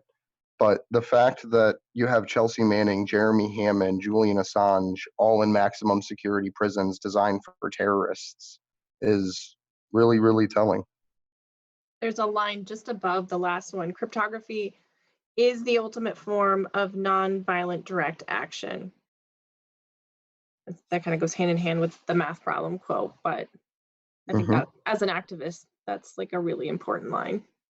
And I think if the free speech community and the free Assange community can give one thing to the activism world at whole, I hope it's that we can get groups to use encryption, even if it's an anti-ICE group using encryption to plan their events. It just allows so many sparks to be created without the ability to prepare and respond in advance by using intelligence and surveillance. So I think getting the other people that we know off of compromised platforms, like Sean pointed out and WikiLeaks pointed out with Vault 7, Signal's compromised. We all use it, requires individual targeting to get into it, but we need to create these spaces as activists for other activists to use. Yeah, it's really important to obviously use encryption. We talk about that all the time. It's like a common recurring theme on these vigils, discussing the importance of it. But at the end of the day, too, that's not to be confused that if they own your phone, they own your phone and they could still see all of your messages, despite if you're using encryption services, even ones that are not compromised like Signal. So it's always important to remember there's an even greater fight to be had when it comes to all of this, because at the end of the day, they still are able to get into your phone. So this encryption is not to encourage people to have a false sense to use it, because it is important. It also slows down investigators from kind of snooping into your information or seeing what you're discussing. It just wastes more time, of course. But I just wanted to point that out.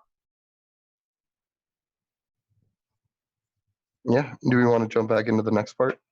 Sure. Someone wanna take a read at it? Yeah, I'm gonna jump down. So on March 20th, 2012, while under house arrest, while under house arrest in the United Kingdom's awaiting extradition, I met with three friends and fellow watchmen on the principles that perhaps a unison of our voices can wake up the town. We must communicate what we have learned while we still have a chance for you, the reader, to understand and act on what is happening.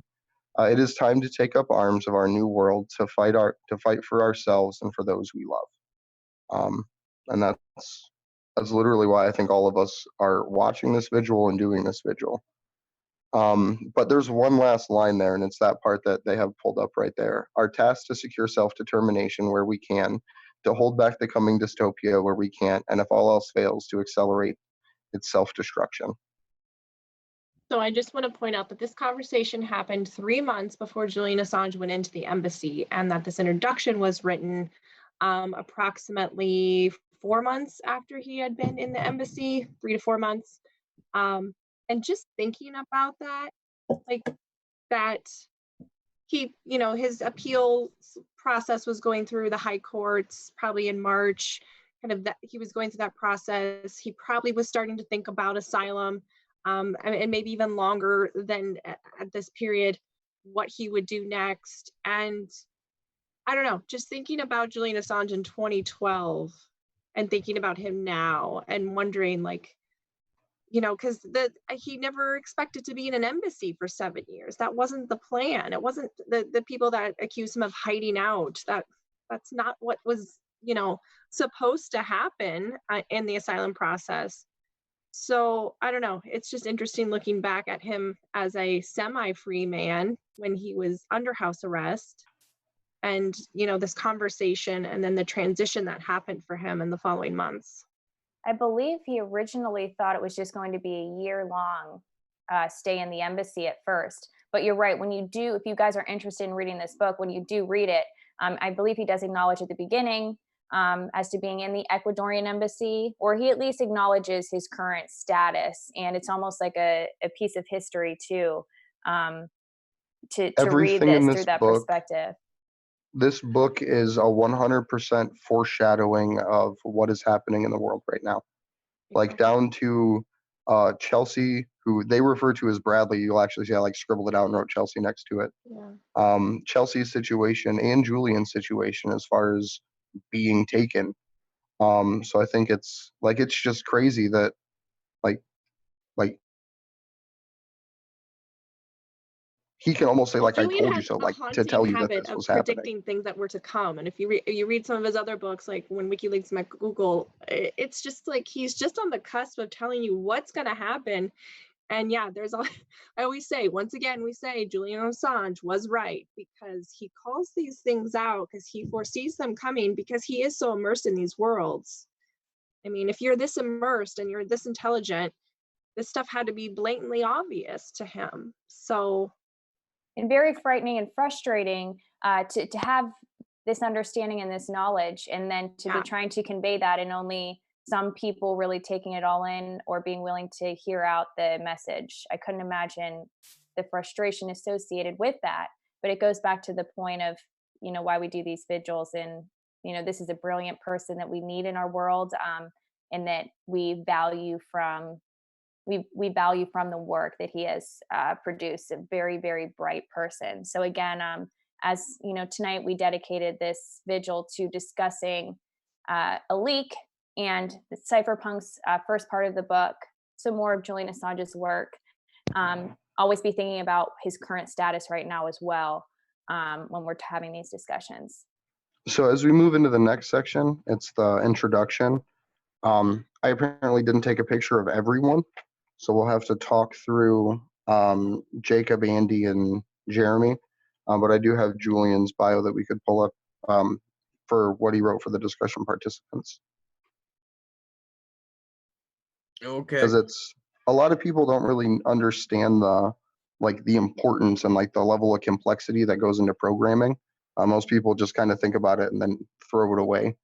But the stuff that he accomplished, that it talks about here in the lower section, or the lower highlighted part, such as the first TCP/IP port scanner, strobe C. Basically, what that in layman's terms is the ability to basically check the internet for what devices it has and where those devices are located in time, if that makes sense, like what their time clocks say, because TCP allows you to take a time signature, I believe, when you contact it, and the IP gives away the actual identity of the device, so to speak.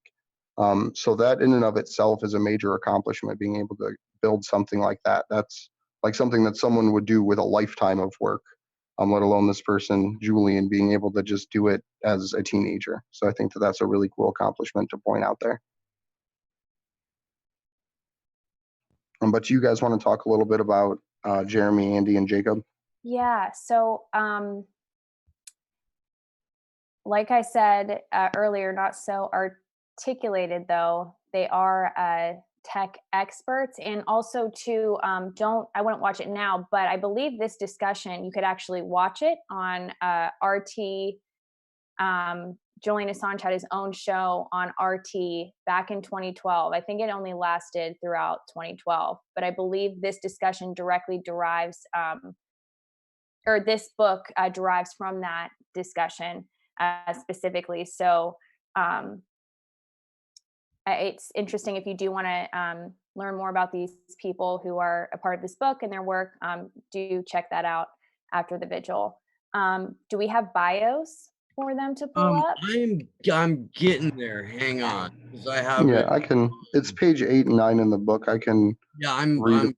I'm getting to. I have Okay. it up in a different format, but Give me. I'm gonna cut my camera for just a second. I'll be right back. So, I mean, Jacob Applebaum was pretty heavily involved in WikiLeaks, and he's also an advocate researcher for Tor. So when we talk about Tor, we talk about encryption, and we talk about WikiLeaks, Jacob Applebaum, while he's not really in the public eye right now, because he's undergone some attacks on his character, just like Julian Assange, but in different ways. He was traveling the world and educating people on encryption and what Tor can do to help for activism. so yeah, founder of Noisebridge in San Francisco, member of the Berlin Chaos Computer Club, and developer, advocate and researcher for the Tor project. Focus in the last decade has been helping environmental and human rights activists towards this goal. He has published novel security, privacy, and anonymity related research in a number of areas, from computer forensics to medical marijuana. Jacob believes everyone has a right to read without restriction and the right to speak freely with no exception. In 2010, when Julian Assange could not deliver a talk in New York, Jacob gave the talk instead. Since then, his friends and family have been harassed by the United States government, interrogated at airports, subjected to invasive pat-downs while being threatened with implied impending prison rape by law enforcement officials, had his equipment confiscated and his online services subjected to secret subpoena. Jacob is uncowed by these measures, continues to fight ongoing legal issues, and remains an outspoken advocate of freedom of expression and a vocal supporter of WikiLeaks. Yeah, Jacob is in Germany, I believe, right now, and he has actually started coming out to some of the on the ground actions for Julian, and he's done a little bit of speaking at them. So it is really cool to kind of see him start to come back out. Susie has talked about how Jacob really should be out there continuing his work, and because of the persecution of WikiLeaks, has been forced to take a step out of the spotlight, and that's how he sought to deal with it. But yeah, here we have another amazing, intelligent person who has done really amazing work and has had his life destroyed for it. And hopefully he someday will come back out. But I mean, it has to, as somebody who is so closely tied to this world, it has to feel precarious. And watching what's happening to Julian, it has to feel precarious to step back out in the spotlight and even speak up for Julian. Yeah, it seems that there's a common theme here with trying to silence brilliant individuals who provide people with knowledge and with power, especially when it comes to technology, as Jacob Applebaum did through, encouraging people to use Tor and that sort of thing. But the other individual who is a part of this conversation is Andy. I believe it's Mueller Magoon, and he is a longtime member of the Chaos Computer Club in Germany, and a former board member and spokesman for that organization. And he was also one of the co-founders of EDRI, which is the European Digital Rights. And he is also from 2000 to 2003, he was elected by European internet users to be the European director of ICANN, the Internet Corporation for Assigned Names and Numbers. And he also specializes in telecommunications and other surveillance work. It also says here that he was working in a journalistic capacity on the surveillance industry with his project Wiki. So that's very interesting that he was also getting into the tech journalism side of things as well, and educating people through journalism about these issues. And if you look at his history, you know, he was really active between 2000 and 2003. We know with the European, or with ICANN. And that shows that these are people who are at the forefront of technology once it was just being introduced into our culture. I'm not sure about his current status right now, if he is in any negative predicaments or any negative situations like Julian Assange and like Jacob Appelbaum. It doesn't really allude to any of that in here. But again, this is just somebody with an extensive background in the tech industry. And then we have a fourth one, if anybody wants to read their bio as well. Jeremy Zimmerman's. Yeah, I'll take it. All right, let me pull it up here real quick. Okay. And there. All right. Jeremy Zimmerman is the co-founder and spokesperson for the citizens advocacy group La Quadratura de Nut, the most prominent European organization defending anonymity rights online and promoting awareness of the regulatory attacks on online freedom. Jeremy works to build tools for the public to use to take part in public debate and to try to change things. He is mostly involved with the copyright wars, the debate around net neutrality, and other regulatory issues that are critical or crucial for the future of internet freedom. Recently, his group had a historic success in the European politics, successfully marshaling public campaigns to defeat the Anti-Counterfeit and Trade Act, or Trade Agreement, ACTA, in the European Parliament. Shortly after participating in the discussion that forms the basis of this book, Jeremy was stopped by 2 FBI officers while leaving the United States and was interrogated about WikiLeaks. So I would actually be super interested to try to get in contact with Jacob, Andy, and Jeremy and see if we can get them all on at the same time to talk about what they had talked about and what their situations are right now currently. So that might be something that we try to do in the future. And I've got the doc back up with the continuation and the notes on attempts to persecute WikiLeaks and people associated with it. If whenever you want to jump to that. Yeah, no, we can I would just say go through them one by one.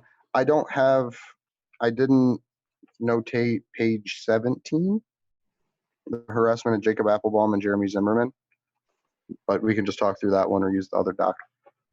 Okay. I know that Jeremy Zimmerman, and I don't know if you maybe touched on this, but wasn't he targeted by the FBI?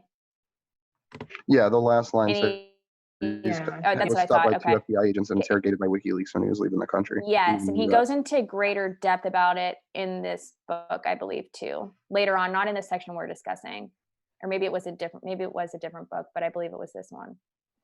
Let's kick this off here real quick, because the next section is just fucking something that like people need to remember and remind people of. In 2010, WikiLeaks engaged in its most famous publications to date, revealing systemic abuse of official secrecy within the U.S. military and government. These publications are known as Collateral Murder, The War Logs, and Cablegate. The response has been a concerted and ongoing effort to destroy WikiLeaks by the United States government and its allies. Knowing what we know now, it gives me chills to read that, because of course we know that Julian Assange is in prison right now for the Collateral Murder video. So to see this foreshadowing once again is odd, I guess. And this next part's about the grand jury in the Eastern District of Virginia. Absolutely. A grand jury was convened in Alexandria, Virginia, with the support of the Department of Defense and the FBI to look into the possibility of bringing charges, including conspiracy charges under the Espionage Act of 1917 against Julian Assange and others. U.S. officials have said that the investigation is of unprecedented scale and nature. And then it goes on to talk about the actual functionings of the grand jury with like no defense and no counsel representation. But then down here a little bit more, it starts actually talking about Chelsea and her situation, where it says Bradley Manning has been detained without trial for over 880 days. The UN Rapporteur on Torture, Juan Mendez, formally found that Chelsea Manning had been treated in a manner which was cruel and inhumane and which possibly amounted to torture. And she's still in jail. They let Chelsea Manning out of prison for 18 months after her stay in military prison originally. During that time, she ran for U.S. Senate in Maryland and got no coverage by the independent media, except towards the end of her campaign when she had a mental breakdown after the FBI raided her house for a wellness check, but she wasn't home. She didn't make a suicide attempt, but basically put out a call for help. And that's what was covered by her campaign. That was the only video about her campaign that I'd ever seen made. I didn't know about her campaign as a political person working with campaigns at the time until probably the summer of 2018. So her sentence was commuted. A lot of times people say she was pardoned, but that is incorrect. There is a difference. So yeah, her sentence was commuted by Obama. And, you know, if she was pardoned, I don't know if the grand jury could technically be pulling her in like this and subpoena her. I'm sure they could. They seem to be doing all sorts of things that are unethical and borderline, you know, illegal. But yeah, so that's an important difference to know. And then, yeah, like Andrew was saying, she was out for 18 months and then has been pulled into prison 2 times, has been subpoenaed twice now because of these grand juries. And we've talked about now how the judge then deemed, well, if you're not going to participate and cooperate, we're just going to start fining you every day that you're in prison, and basically trying to drain her financially and coerce her into talking that way. And that is the first time in United States history that a person has been fined the same way a corporation has been fined. So the legal precedent that alone sets is fucking horrifying, because it'll eventually turn into a debtor's prison where she gets out, she doesn't have the ability to pay. Oh, we're going to put you right back in jail because you can't pay us these hundreds of thousands of dollars in fines right now. Well, and I mean, you could even expand that and think about how the U.S. keeps us in sort of this debt slavery in a lot of different ways. And so, and looking at it from that angle, what they're doing to Chelsea Manning is almost, I don't want to say normal, but like par for the course on what is happening to millions of Americans being strapped under debt and not being able to get out of it in one way, shape, or form. But yeah, what is she gonna do when she gets out? You know, like they're just making it impossible for her. The other day on the vigil, the other week, I should say, I didn't bring it up, but when we were talking about Julian's most recent trial, and we talked about what the judge had actually said. It sounded like it was traffic court, where the judge reads the piece of paper and says, "This is what they say you are found guilty of. How do you plead?" Yeah. And then no matter what you say, it's okay, bam, guilty. Like there's no, and so what we're seeing play out here is the thing that we've been conditioned and programmed to accept down at the community level. And that's why community activism is so important, because if you say no, and if you get enough people to say no, their ability to enact violence against those people lessens, because there's a large enough group of people that says, we're not going to let you just say what it is anymore because you people are fucking needlessly corrupt. But the next section here, yeah. So the next section here calls for the assassination of Julian Assange and the publicly declared WikiLeaks task forces. Right. The WTF. Didn't they also take over? Like people created a Twitter account with the same name. It's something that they turned into like a Yes. positive thing just to Yes, try to like exactly. talk shit to their task forces. Exactly. And this is really disturbing because remember, they actually created a WikiLeaks task force. So they created a task force again to against a publishing entity, a journalistic organization. So always keep that in mind too.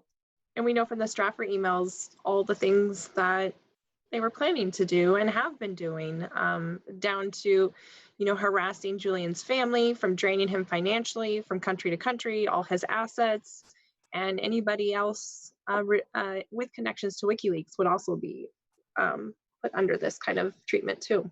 And one thing to point out here, I didn't highlight it, but in the bottom of page 14, they actually talk about how there was some United States senators or politicians that called for Julian Assange to be drone striked. Like that's how fucking trigger happy they are. Is they wanted to drop a bomb. There's a good mashup video of all the politicians saying awful things like that. Oh yeah, where's that? I'll pull that up if I. Yeah, it's on WikiLeaks YouTube channel, right? I remember I watched this. I just saw it floating around again. Okay. And it's really disturbing because there's no repercussions for saying things like this. Yeah. I'll see if I can nab it real quick here and put it in chat. And the other fucked up part is when they were calling for things like this, he was in downtown fucking London. Like that shows how little they actually care. Like they're willing to shoot the Ecuadorian embassy in London, like the most grave violation of international law, blowing up someone's embassy in a country that's not even fucking yours. And it was like, oh well, that's okay.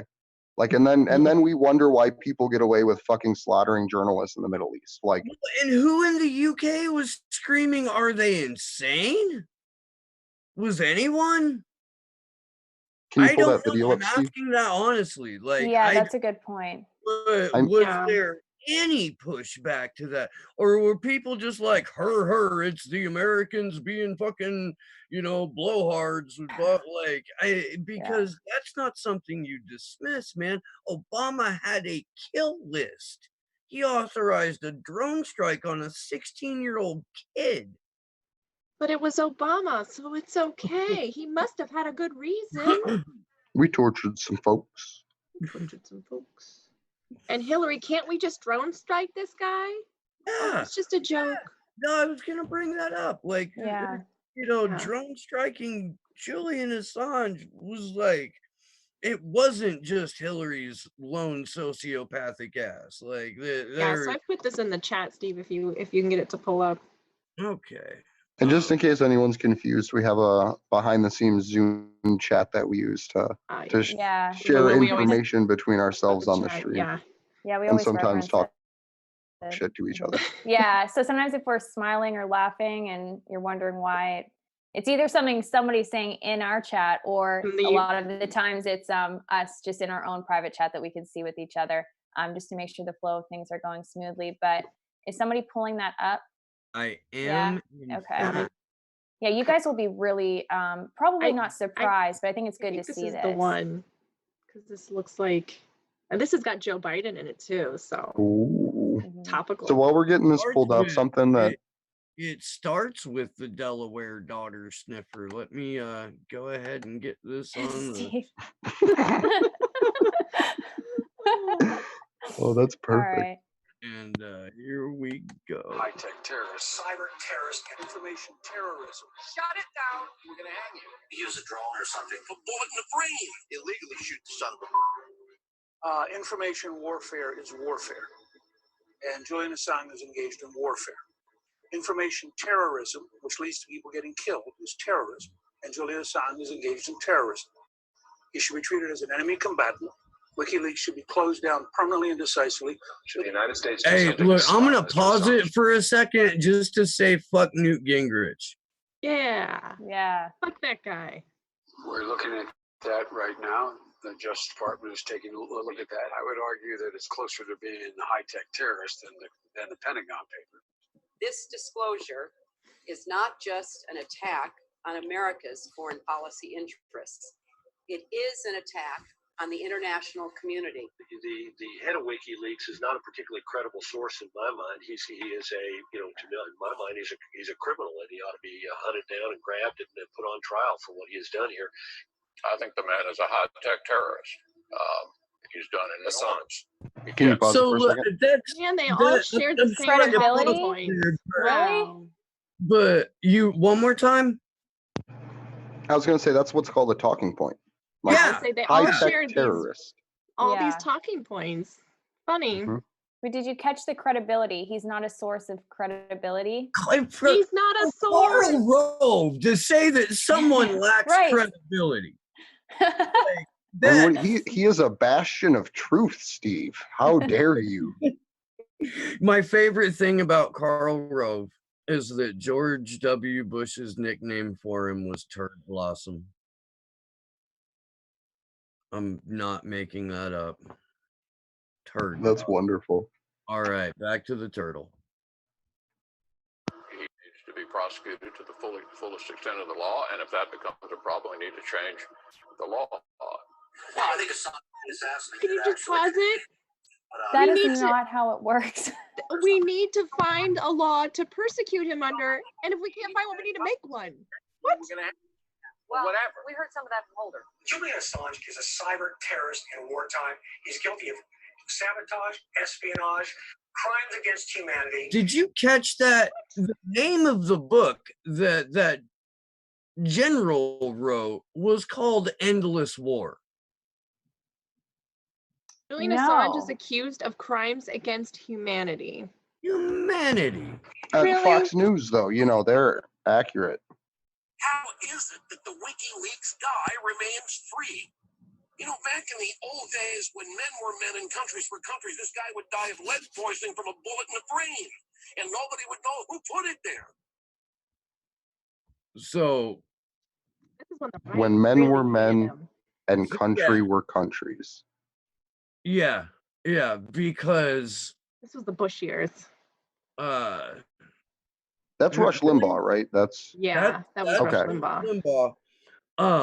You know what's weird though is that Rush doesn't say Julian Assange's name and refers to him as the WikiLeaks guy. You know who else does that? Rachel Maddow. Madcow. Maddow. Yeah. Oh. Way to deal with this is pretty simple. We got special ops forces. I mean, a dead man can't leak stuff. This guy's a traitor, a treasonous, and he has broken every law of the United States. Guy ought to be, and I'm not for the death penalty. So if I'm not for the death penalty, I only want to do it. Illegally shoot the son of a. It's time that So look, He doesn't support the fucking death penalty. He just supports extrajudicial fucking killing for political gain. Like, let's define what the fuck of you just a said. non-US citizen But he's a who traitor. he just accused of treason Right. and being a traitor That's to not how this works. And how the fuck Well- is Julian Assange in jail while these motherfuckers are eating some filet mignon, riding boats, and fucking like doing the best blow you can find? Like, it's fucked up. I didn't get the illegally shoot. That doesn't make sense. Because it wouldn't So- be, it would just be an I kn- extrajudicial killing. It would just, Yeah. Right, but yeah. it's just the language that's used is dumb. But again, I'm glad you guys It's- also pointed out that it's all very similar too. It's a because call to these are- violence. Yeah, Like, it that's- is. It, Like on yeah, it Fox really News, is. that's a literal call to violence. what, And that's what it allowed to is. be run. There's no questions asked. There's no anything. It's also predetermining your audience accepts the fact that extrajudicial killings happen. They happen by your government on behalf of, I don't know, you? Like, With your that's not money? really clear, but it's conditioning the viewers to accept that kind of behavior. It's fucking gross. And if if your government is doing something that you don't approve of, and they do it on such a grand scale, it's no longer your government. Like, Yeah. if you don't consent to their rule, they don't rule you. They can still use violence against you, but at the end of the day, it's us as individuals who give them power. It's us as people that decide to still go to voting machines and vote in these rigged processes. And So let's point out that the information that all these people are pissed off about is 100% true. Right? All of those cables, all those documents, none of that had to be retracted. They're not mad over made up lies or inaccurate reporting. They're mad because the truth came out. And they're going on national TV and declaring that this man who published these truths should be shot in the street or drone striked. Right. Or assassinated off book. Right. You know, just found with a couple of shots to the head. And then H.A. Goodman will brag that Rush Limbaugh shares his articles on Facebook and on his radio show. Just to point out where people are kind of standing right now in this whole process. And wears tinfoil underwear on his head. Administration treats WikiLeaks for what it is, a terrorist organization whose continued operation threatens our security. Shut it down. Shut it down. It is time to shut down this terrorist organization, this terrorist website, WikiLeaks. Shut it down, Attorney General Holder. Does she still, can we look up to see if she still holds office? I was just thinking that too. I was wondering that too. And then can we see if we have any friends that live in the 10th district of Michigan and then promote the hell out of them and try to get them on every independent media? Do I need to pull that back up to get her name? Yeah. Yeah, I'm just going to screenshot it real fast and then we'll move on and handle that as a fun little thing. Candace Miller. I don't 10th recognize district. her, so I wonder if she still is. Yeah, I don't know. But again, this terrorist organization, it's such a, when we know that the term terrorist and terrorism is often used as a way to scare people, but also as a justification to not only illegally spy on people, but to just target them in general, of course. And we're seeing that happen, of course, with WikiLeaks. And these are CIA talking points as well, because we know that Mike Pompeo has said this quite a bit. But it's so irresponsible to say these things, of course, because that would mean that WikiLeaks, through his information and his publication, or Julian Assange through WikiLeaks, induced widespread fear and panic and could potentially cause harm to people.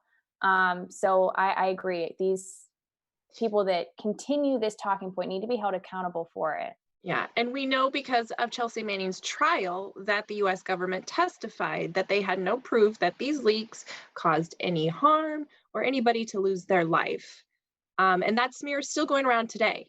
As we've seen from Dax candidate videos, you know, somebody like Andrew Yang says, oh, well, he hurt people, so of course he needs to stand trial. You know, we still are fighting that smear against Julian, that somehow this information killed people, instead of he exposed information about people being killed. You know, that's what's not getting out there, is that Julian told us that people were being killed in our name with our money overseas, not the other way around. And so that's including other journalists. Exactly. And nobody wants to stand for those journalists, and it's sick in the media that they really didn't, and they still don't stand for what happened to them. So something to point out too, the first time that like main society culture got introduced to organizations being branded terrorists was back in like 2011, when the Insane Clown Posse actually got labeled as a terrorist organization and got removed from iTunes and Spotify. I don't think Spotify was around, Pandora, and a whole bunch of other music platforms completely removed, and to the point that the FBI still individually targets these people and targets their companies and shit like that. So they'll call anyone a terrorist, and it's literally been to get you programmed to think that anyone can be a terrorist. Were you a juggalo? I was not, but I hung out with a lot of people that were. Like, I have a couple pairs of pants in the bottom drawer. Like, I'm not gonna lie. I bet you were down with the club. Like when the MySpace pictures come out, it's going to be a great stream. Like, it'll be Oh wonderful. yeah. Did everybody here have a MySpace, Taylor? Were you old enough to have a MySpace? Oh, Yeah, I did. Okay. But I I don't very know. briefly had a I think MySpace in page. middle school, like early, We're- like Yeah. fifth grade. we're the first generation to put our childhoods on the internet. Yeah. Yeah. You had your top 8 and your song. Oh my God. Took me back. Do we want to get back to the direct Yes, let's censorship? get back. Yeah. So I say, and if it's cool with you guys, we get through this next section and then call it, unless there's like some news and stuff we want to get to, and then we can dive into more, even if it's just one part at a time, randomly in vigils and stuff. Yeah. Cool. All right. So, oh, that's right.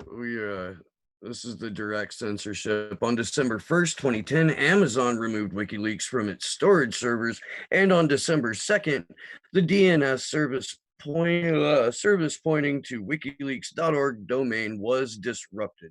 WikiLeaks was kept online during this period as a result of a mass mirroring effort whereby thousands of supporters of WikiLeaks copied the website and hosted their own version, distributing the IP addresses through social networks, which is awesome. Let's see, employees were told, the New York Oh, Times yeah. Guardian, employees were told that accessing the material, whether on wikileaks.org or in the New York Times, would amount to a security violation. Government agencies such as the Library of Congress, the Commerce Department, and the U.S. military blocked access to WikiLeaks materials over their network. The ban was not limited to the public sector. Employees from U.S. government warned academic institutions that students hoping to pursue a career in public service should stay clear of material released by WikiLeaks in their research and in their online activity.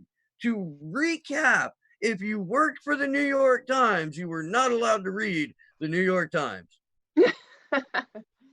If you were a professor at a university, you had to discourage your students interested in public service from learning about how their government operates. Yeah, So so I this is could something. talk. Hold on, I I want to could. intro this because this is something you introduced me to that I thought was really crazy. Okay.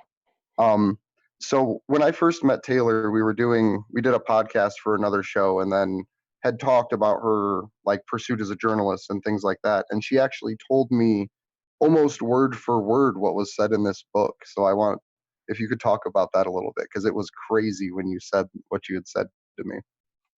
Yeah, this is absolutely true about academic institutions because I worked at one. I no longer work there, and I believe that was absolutely a direct result of my Twitter. I am still there getting my master's degree. I will be done in December. I do want to get that, and I want to be done before I really start talking about this in greater depth. But I've spoken about it before. And yes, they do. They do not allow people to reference WikiLeaks. I have I've done projects on it that I tried to get into the academic record, and that was met with an unbelievable amount of hostility that it was extremely inappropriate. And that's not just me perceiving that. Others in my classroom were texting me saying, "I cannot believe how horribly you were treated when you were talking about your project that was very much based off of a WikiLeaks model." And then I read this and then realized, okay, well, that makes sense. I will explain more in depth exactly what I'm referring to once I get out of there.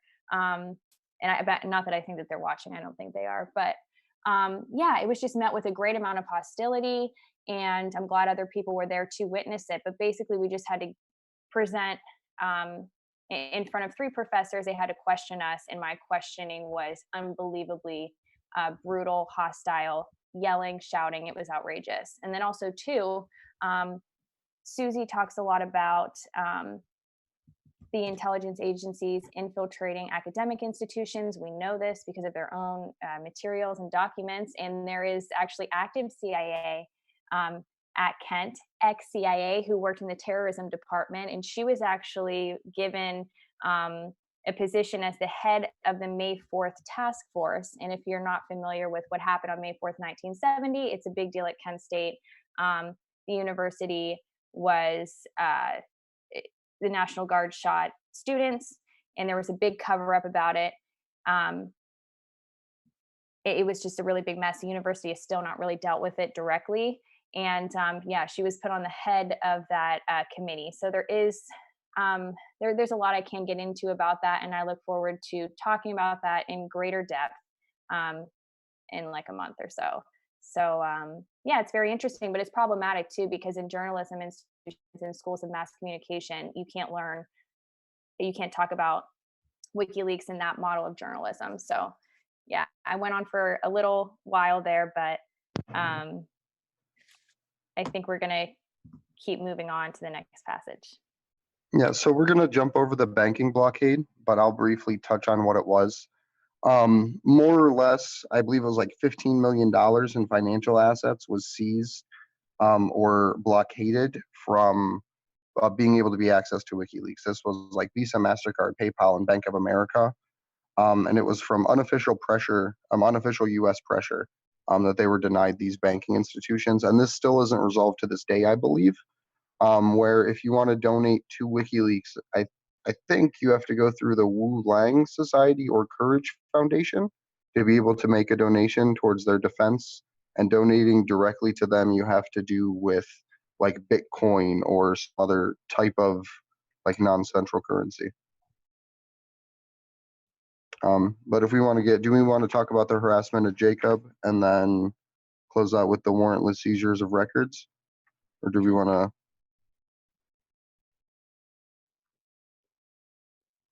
Sounds great, Captain. Yeah. Cool. So I'll just read Jacob Applebaum's part real quick. I'll try to get through it as quick as I can. On July 17th, 2010, Julian Assange was slated to speak at the Hope Hackers Conference in New York City. He canceled and Jacob Applebaum appeared in his stead. Since the appearance, law enforcement agencies have begun running a campaign of harassment against Applebaum and the people in his life. Applebaum has been routinely detained, searched, denied access to legal counsel, and interrogated at border crossings whenever he's traveled into or out of the United States. His equipment has been seized and his rights have been violated, during which he has been threatened with further violations of his rights. His detainment and harassment has involved dozens of U.S. agencies, from the Department of Homeland Security, Immigrations and Customs Enforcement, to the U.S. Army. The detentions even included a refusal to access the toilets as a method of pressuring compliance.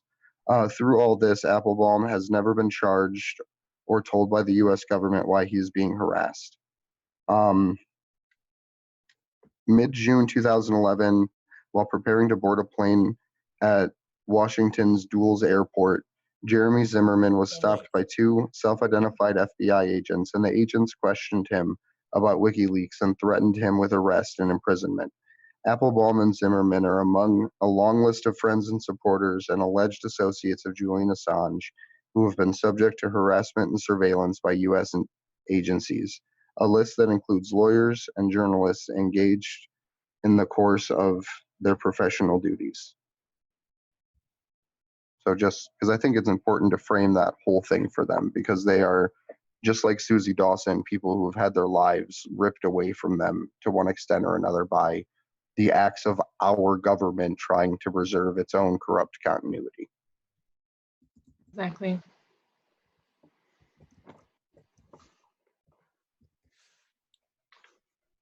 Okay, Yeah, so we have a commercial. Whoops. I was just going to say that this is just, I mean, we just covered a tiny little amount of this book. So Yeah. there's a lot And there's of still the information one packed. section left, which is the warrantless seizures of electrical records and the Twitter subpoena case. Yeah. So I've got that meow.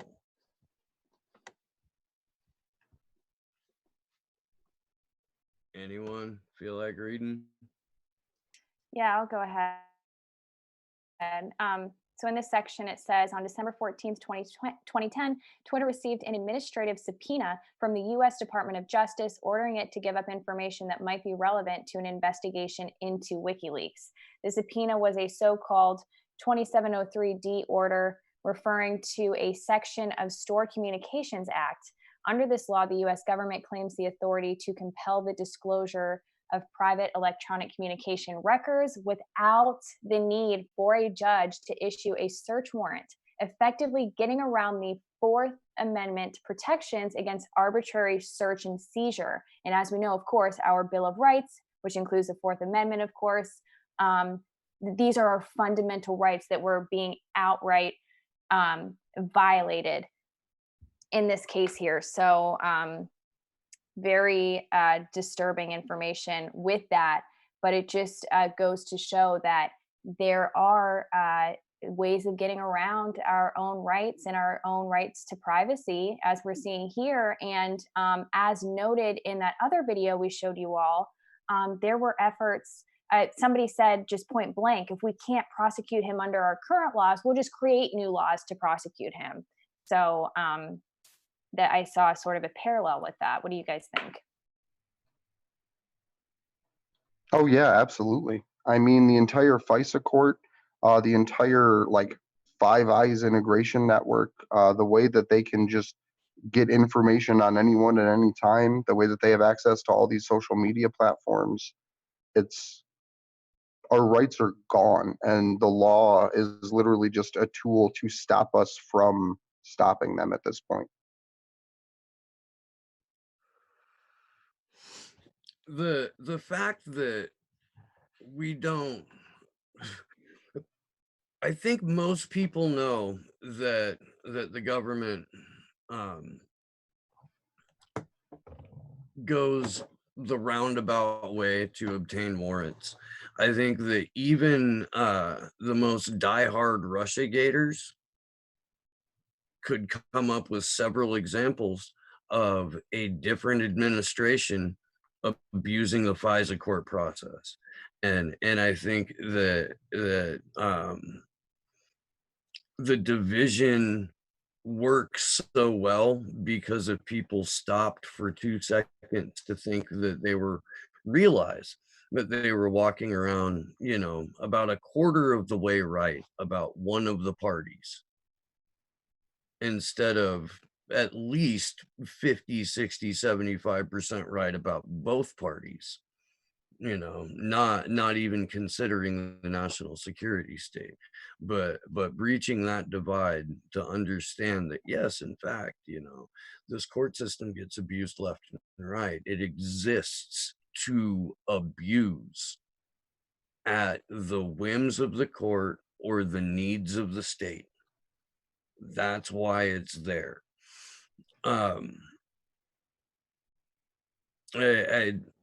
do. I think that is, and you can disagree with me if you want to, but I think if you like field tested this and talked to people, they would understand that these systems are abused. So I don't know. It's worth a shot in your activism, in when you're out, when you're talking about this kind of snap poll people, even about the FISA court. Anyone?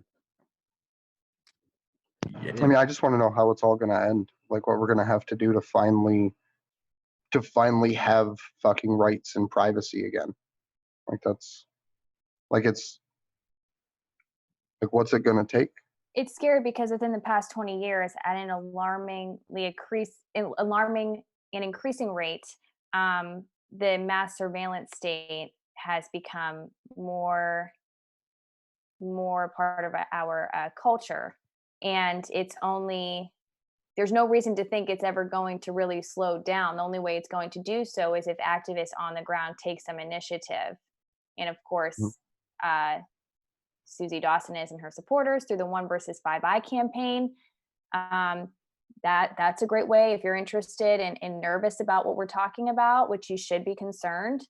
Definitely follow the campaign on Twitter at 1 versus 5I. But I think that's the only way, because of course, again, we can't count on people in positions of power, policymakers and legislators to backtrack on any of this, or to really rule in our favor. That's just not going to happen. There's no reason to believe that it is going to happen. So do you guys think there is a generational difference on how accepting the older generation is maybe to this mass surveillance, with the attitude of I have nothing to hide, I don't care? Or do you think it spans across all generations and different pockets of people that are concerned about this versus not concerned about it? Look, there's that one of my favorite memes is people in the 60s. I better not say this. The government might be tapping my phones. People today, hey, wiretap, you got a recipe for pancakes? Yeah. Like the problem is that the vast majority of the people who were aware of this are dead from poor healthcare, or are basically, you know, they're trying to tell people about it, but They don't understand the problem. yeah, not on the level of you know, Sean O'Brien or Shoshana Zuboff, or you know, um and I don't know if that's a generational thing. I don't know if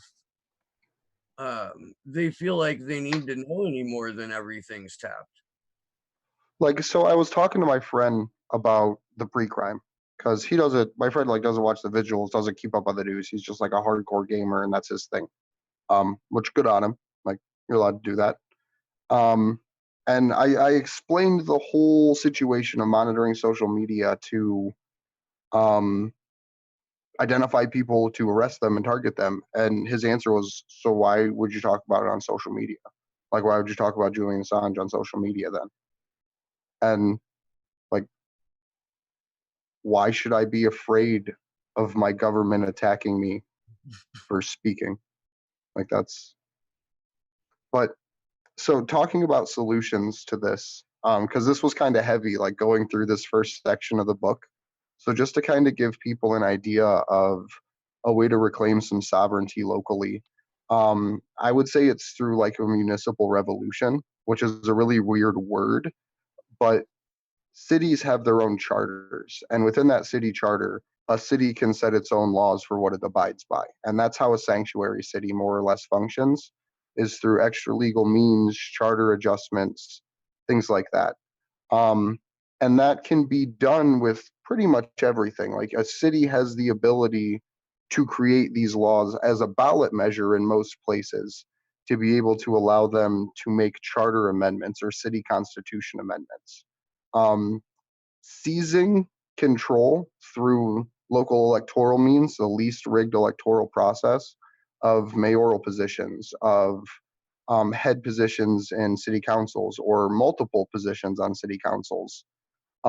You gain a lot of ability to make decisions on local levels to influence things like this, like the ban on facial recognition, municipal banking, net neutrality. And it's something that I tried to push the city of Oberlin to do when I was helping them organize against a pipeline, and that is municipal disobedience, which would be, long story short, they had a pipeline coming through the city. They had a city charter that said pipelines aren't allowed here. State and federal government violated it. And the city refused to use their coercive force, their police in that city, to defend their own city's constitution. And this is probably what it's going to take for some real actual pushback and some regaining of sovereignty. Because if we can get city councils taken and mayorships won and policies changed at that local level, and then have those local authorities understand why it's so important and be willing to defend that, that's a solution. That's a real on the ground in your city solution. So I think that, go ahead. no, that's pretty much it. As down as I am on voting in federal elections, and to an extent a lot of state elections, I always make a point on the show to encourage this as well as, you know. But I mean, part of making your community sustainable is having a local government that recognizes what you're trying to do. um Ballot measures, state propositions here in California, I'll vote for those. Local elections, I will vote for those. But Quinn, um but you can't have an organized and activated base if they have to move every 10 months or 18 months. You have to have a local government that isn't bought by developers enough to be able to inaccurate control. Things of that nature. Like, especially here in California, where the zip code comes with a cover charge, and it's a really hefty cover charge. Do we have the WikiLeaks commercial pulled up? I do. Yes. Or, Cool. well, I gotta shift. Well, yeah. Well, no, I think we should do our closing and then leave with that, because I really like that video. The MasterCard commercial, is that the one you wanted, Andrew? Yeah, that was Okay. my ringtone for like 2 years. All right, so is there any news that we want to touch on before we go around and give our final, thoughts, statements from tonight's vigil? I guess not. The one thing I'll yes, there say, is. and we talked about it a little bit earlier, and I gave some pushback on this, but I do want to just say thank you to some extent for Tulsi Gabbard actually talking about 9/11 victims in Saudi Arabia and things like that. It's not in the fullest of context, and it's not in the way that I would like to see it, but I just want to say, like, as a shout out to someone that at least is feigning to speak truth, like, that's a good one. Like, that's a good point to drive on. Because never forget definitely means something different to me than it does to a lot of other Americans. Yeah. Yeah, I did watch that video. If you guys haven't, check it out. I think it was like a record for Jimmy Dore, that interview.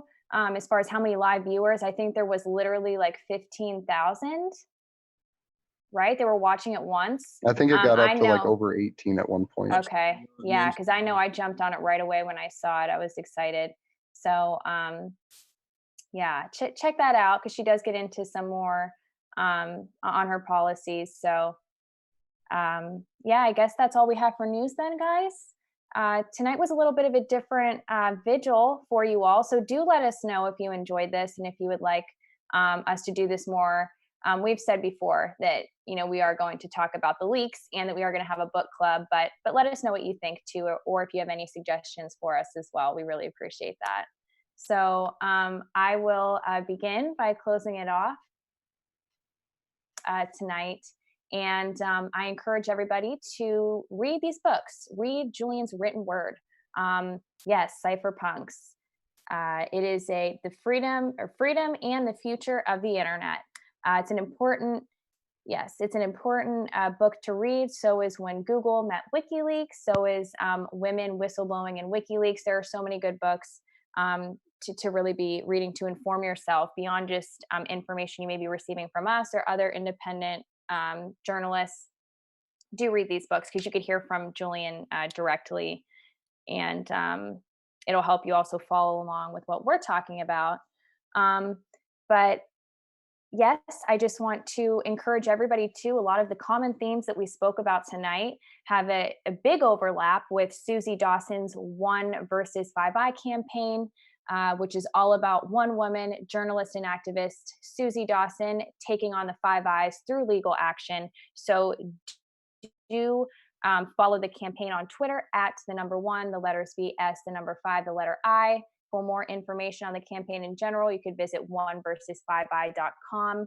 And then also, if you are able to donate, that is very, very helpful. And you can do so at oneversus5i.com/donate. And if you cannot donate, and we understand that not everybody can, do share the link widely, so maybe others who can see that link and help out. So it's very helpful. And also make sure that you do catch her teach-ins, which are held every Sunday evening. I believe the new time is going to be 7:30 p.m. Eastern Standard Time. Is that correct? Yes, 7:30 Yes. p.m. Eastern Standard Time on Suzy 3D. Check it out. It's very interesting. And again, it's information you are not going to find anywhere else. And on that note, I will be on the MCSC network on Tuesday. Nico House will be interviewing me about the campaign, so do check that out. I'm not exactly sure what time, and I'm not sure if it's live quite yet. I imagine that it will be, but do be watching for that because I'll be talking about Susie's campaign, how you could get involved, and information that you should really be aware of. So again, thank you guys so much for watching tonight and joining us. We appreciate all of you, and we appreciate you guys for really caring about Julian Assange and wanting to hear this information and tuning in with us every single week. And yeah, thank you so much for that. And you can follow me on Twitter @_Taylor Hudak. And you could also follow ActionForAssange @action_4Assange. Thank you guys so much. I'm muted. My name's Andrew Smith. You can follow me on Twitter @AndrewZigman. I just want to remind everyone that we're trying to get to London and DC too, not to make this a donation segment, but if you can, share the link. If you can, donate. Any amounts appreciated, and we really look forward to covering Julian's trial and getting protests started out in DC during that time. Yeah, I just want to let everybody to know that November 16th, this Saturday, is another global day of action. There will be a rally in London, and a lot of our usual big cities are declaring that they will be having events too. So if you have a beautiful day, then you can get outside and you're not in freezing weather like I am. Please do, like, get out, do something for Julian, and share it on Twitter and tag us. We would love to see your action. You can also check out Unity4J Twitter account and Candles for Assange to look for local events near you. As we always try to let you know, there are consistently events going on around the globe for Julian, for Chelsea, and for Jeremy Hammond. Yeah, I just want to say again, yeah, share the link for our GoFundMe. If you can't donate, tag us so we know that you're sharing us some love. We really appreciate getting the word out. And like we mentioned before, we want to be really transparent and make sure we're upfront about how we're going to use the money and really utilize it to cover things in London and to plan actions in DC. And as we're getting those a little bit more nailed down as far as where we're going to be at, we will be announcing that so that others can join us. And you can follow me @ChristyDoff on Twitter. Yeah, also too, I just have to say this. We do see the comments that are in the chat. We see all of them. We see all of them. I just want to make note of that because I don't know if you think that we can't, because I can't imagine somebody imagining that some of the things that are said are appropriate.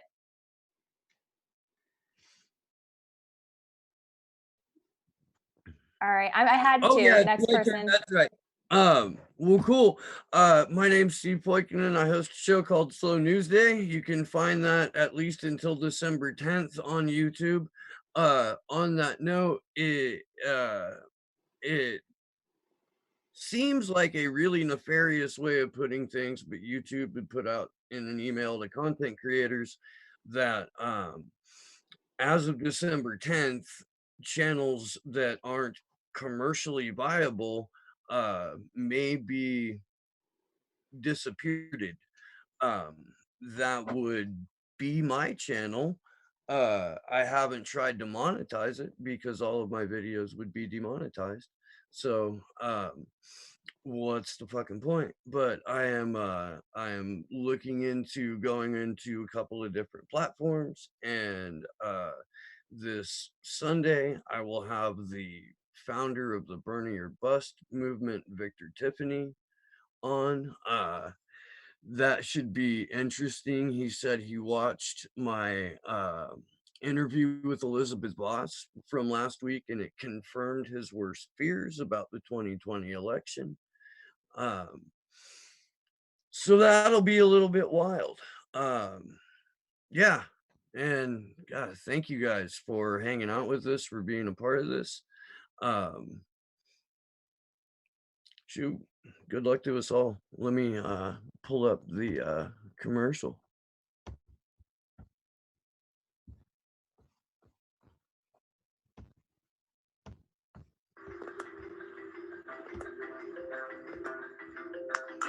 $20 secure phones to assist in staying anonymous, $5,000.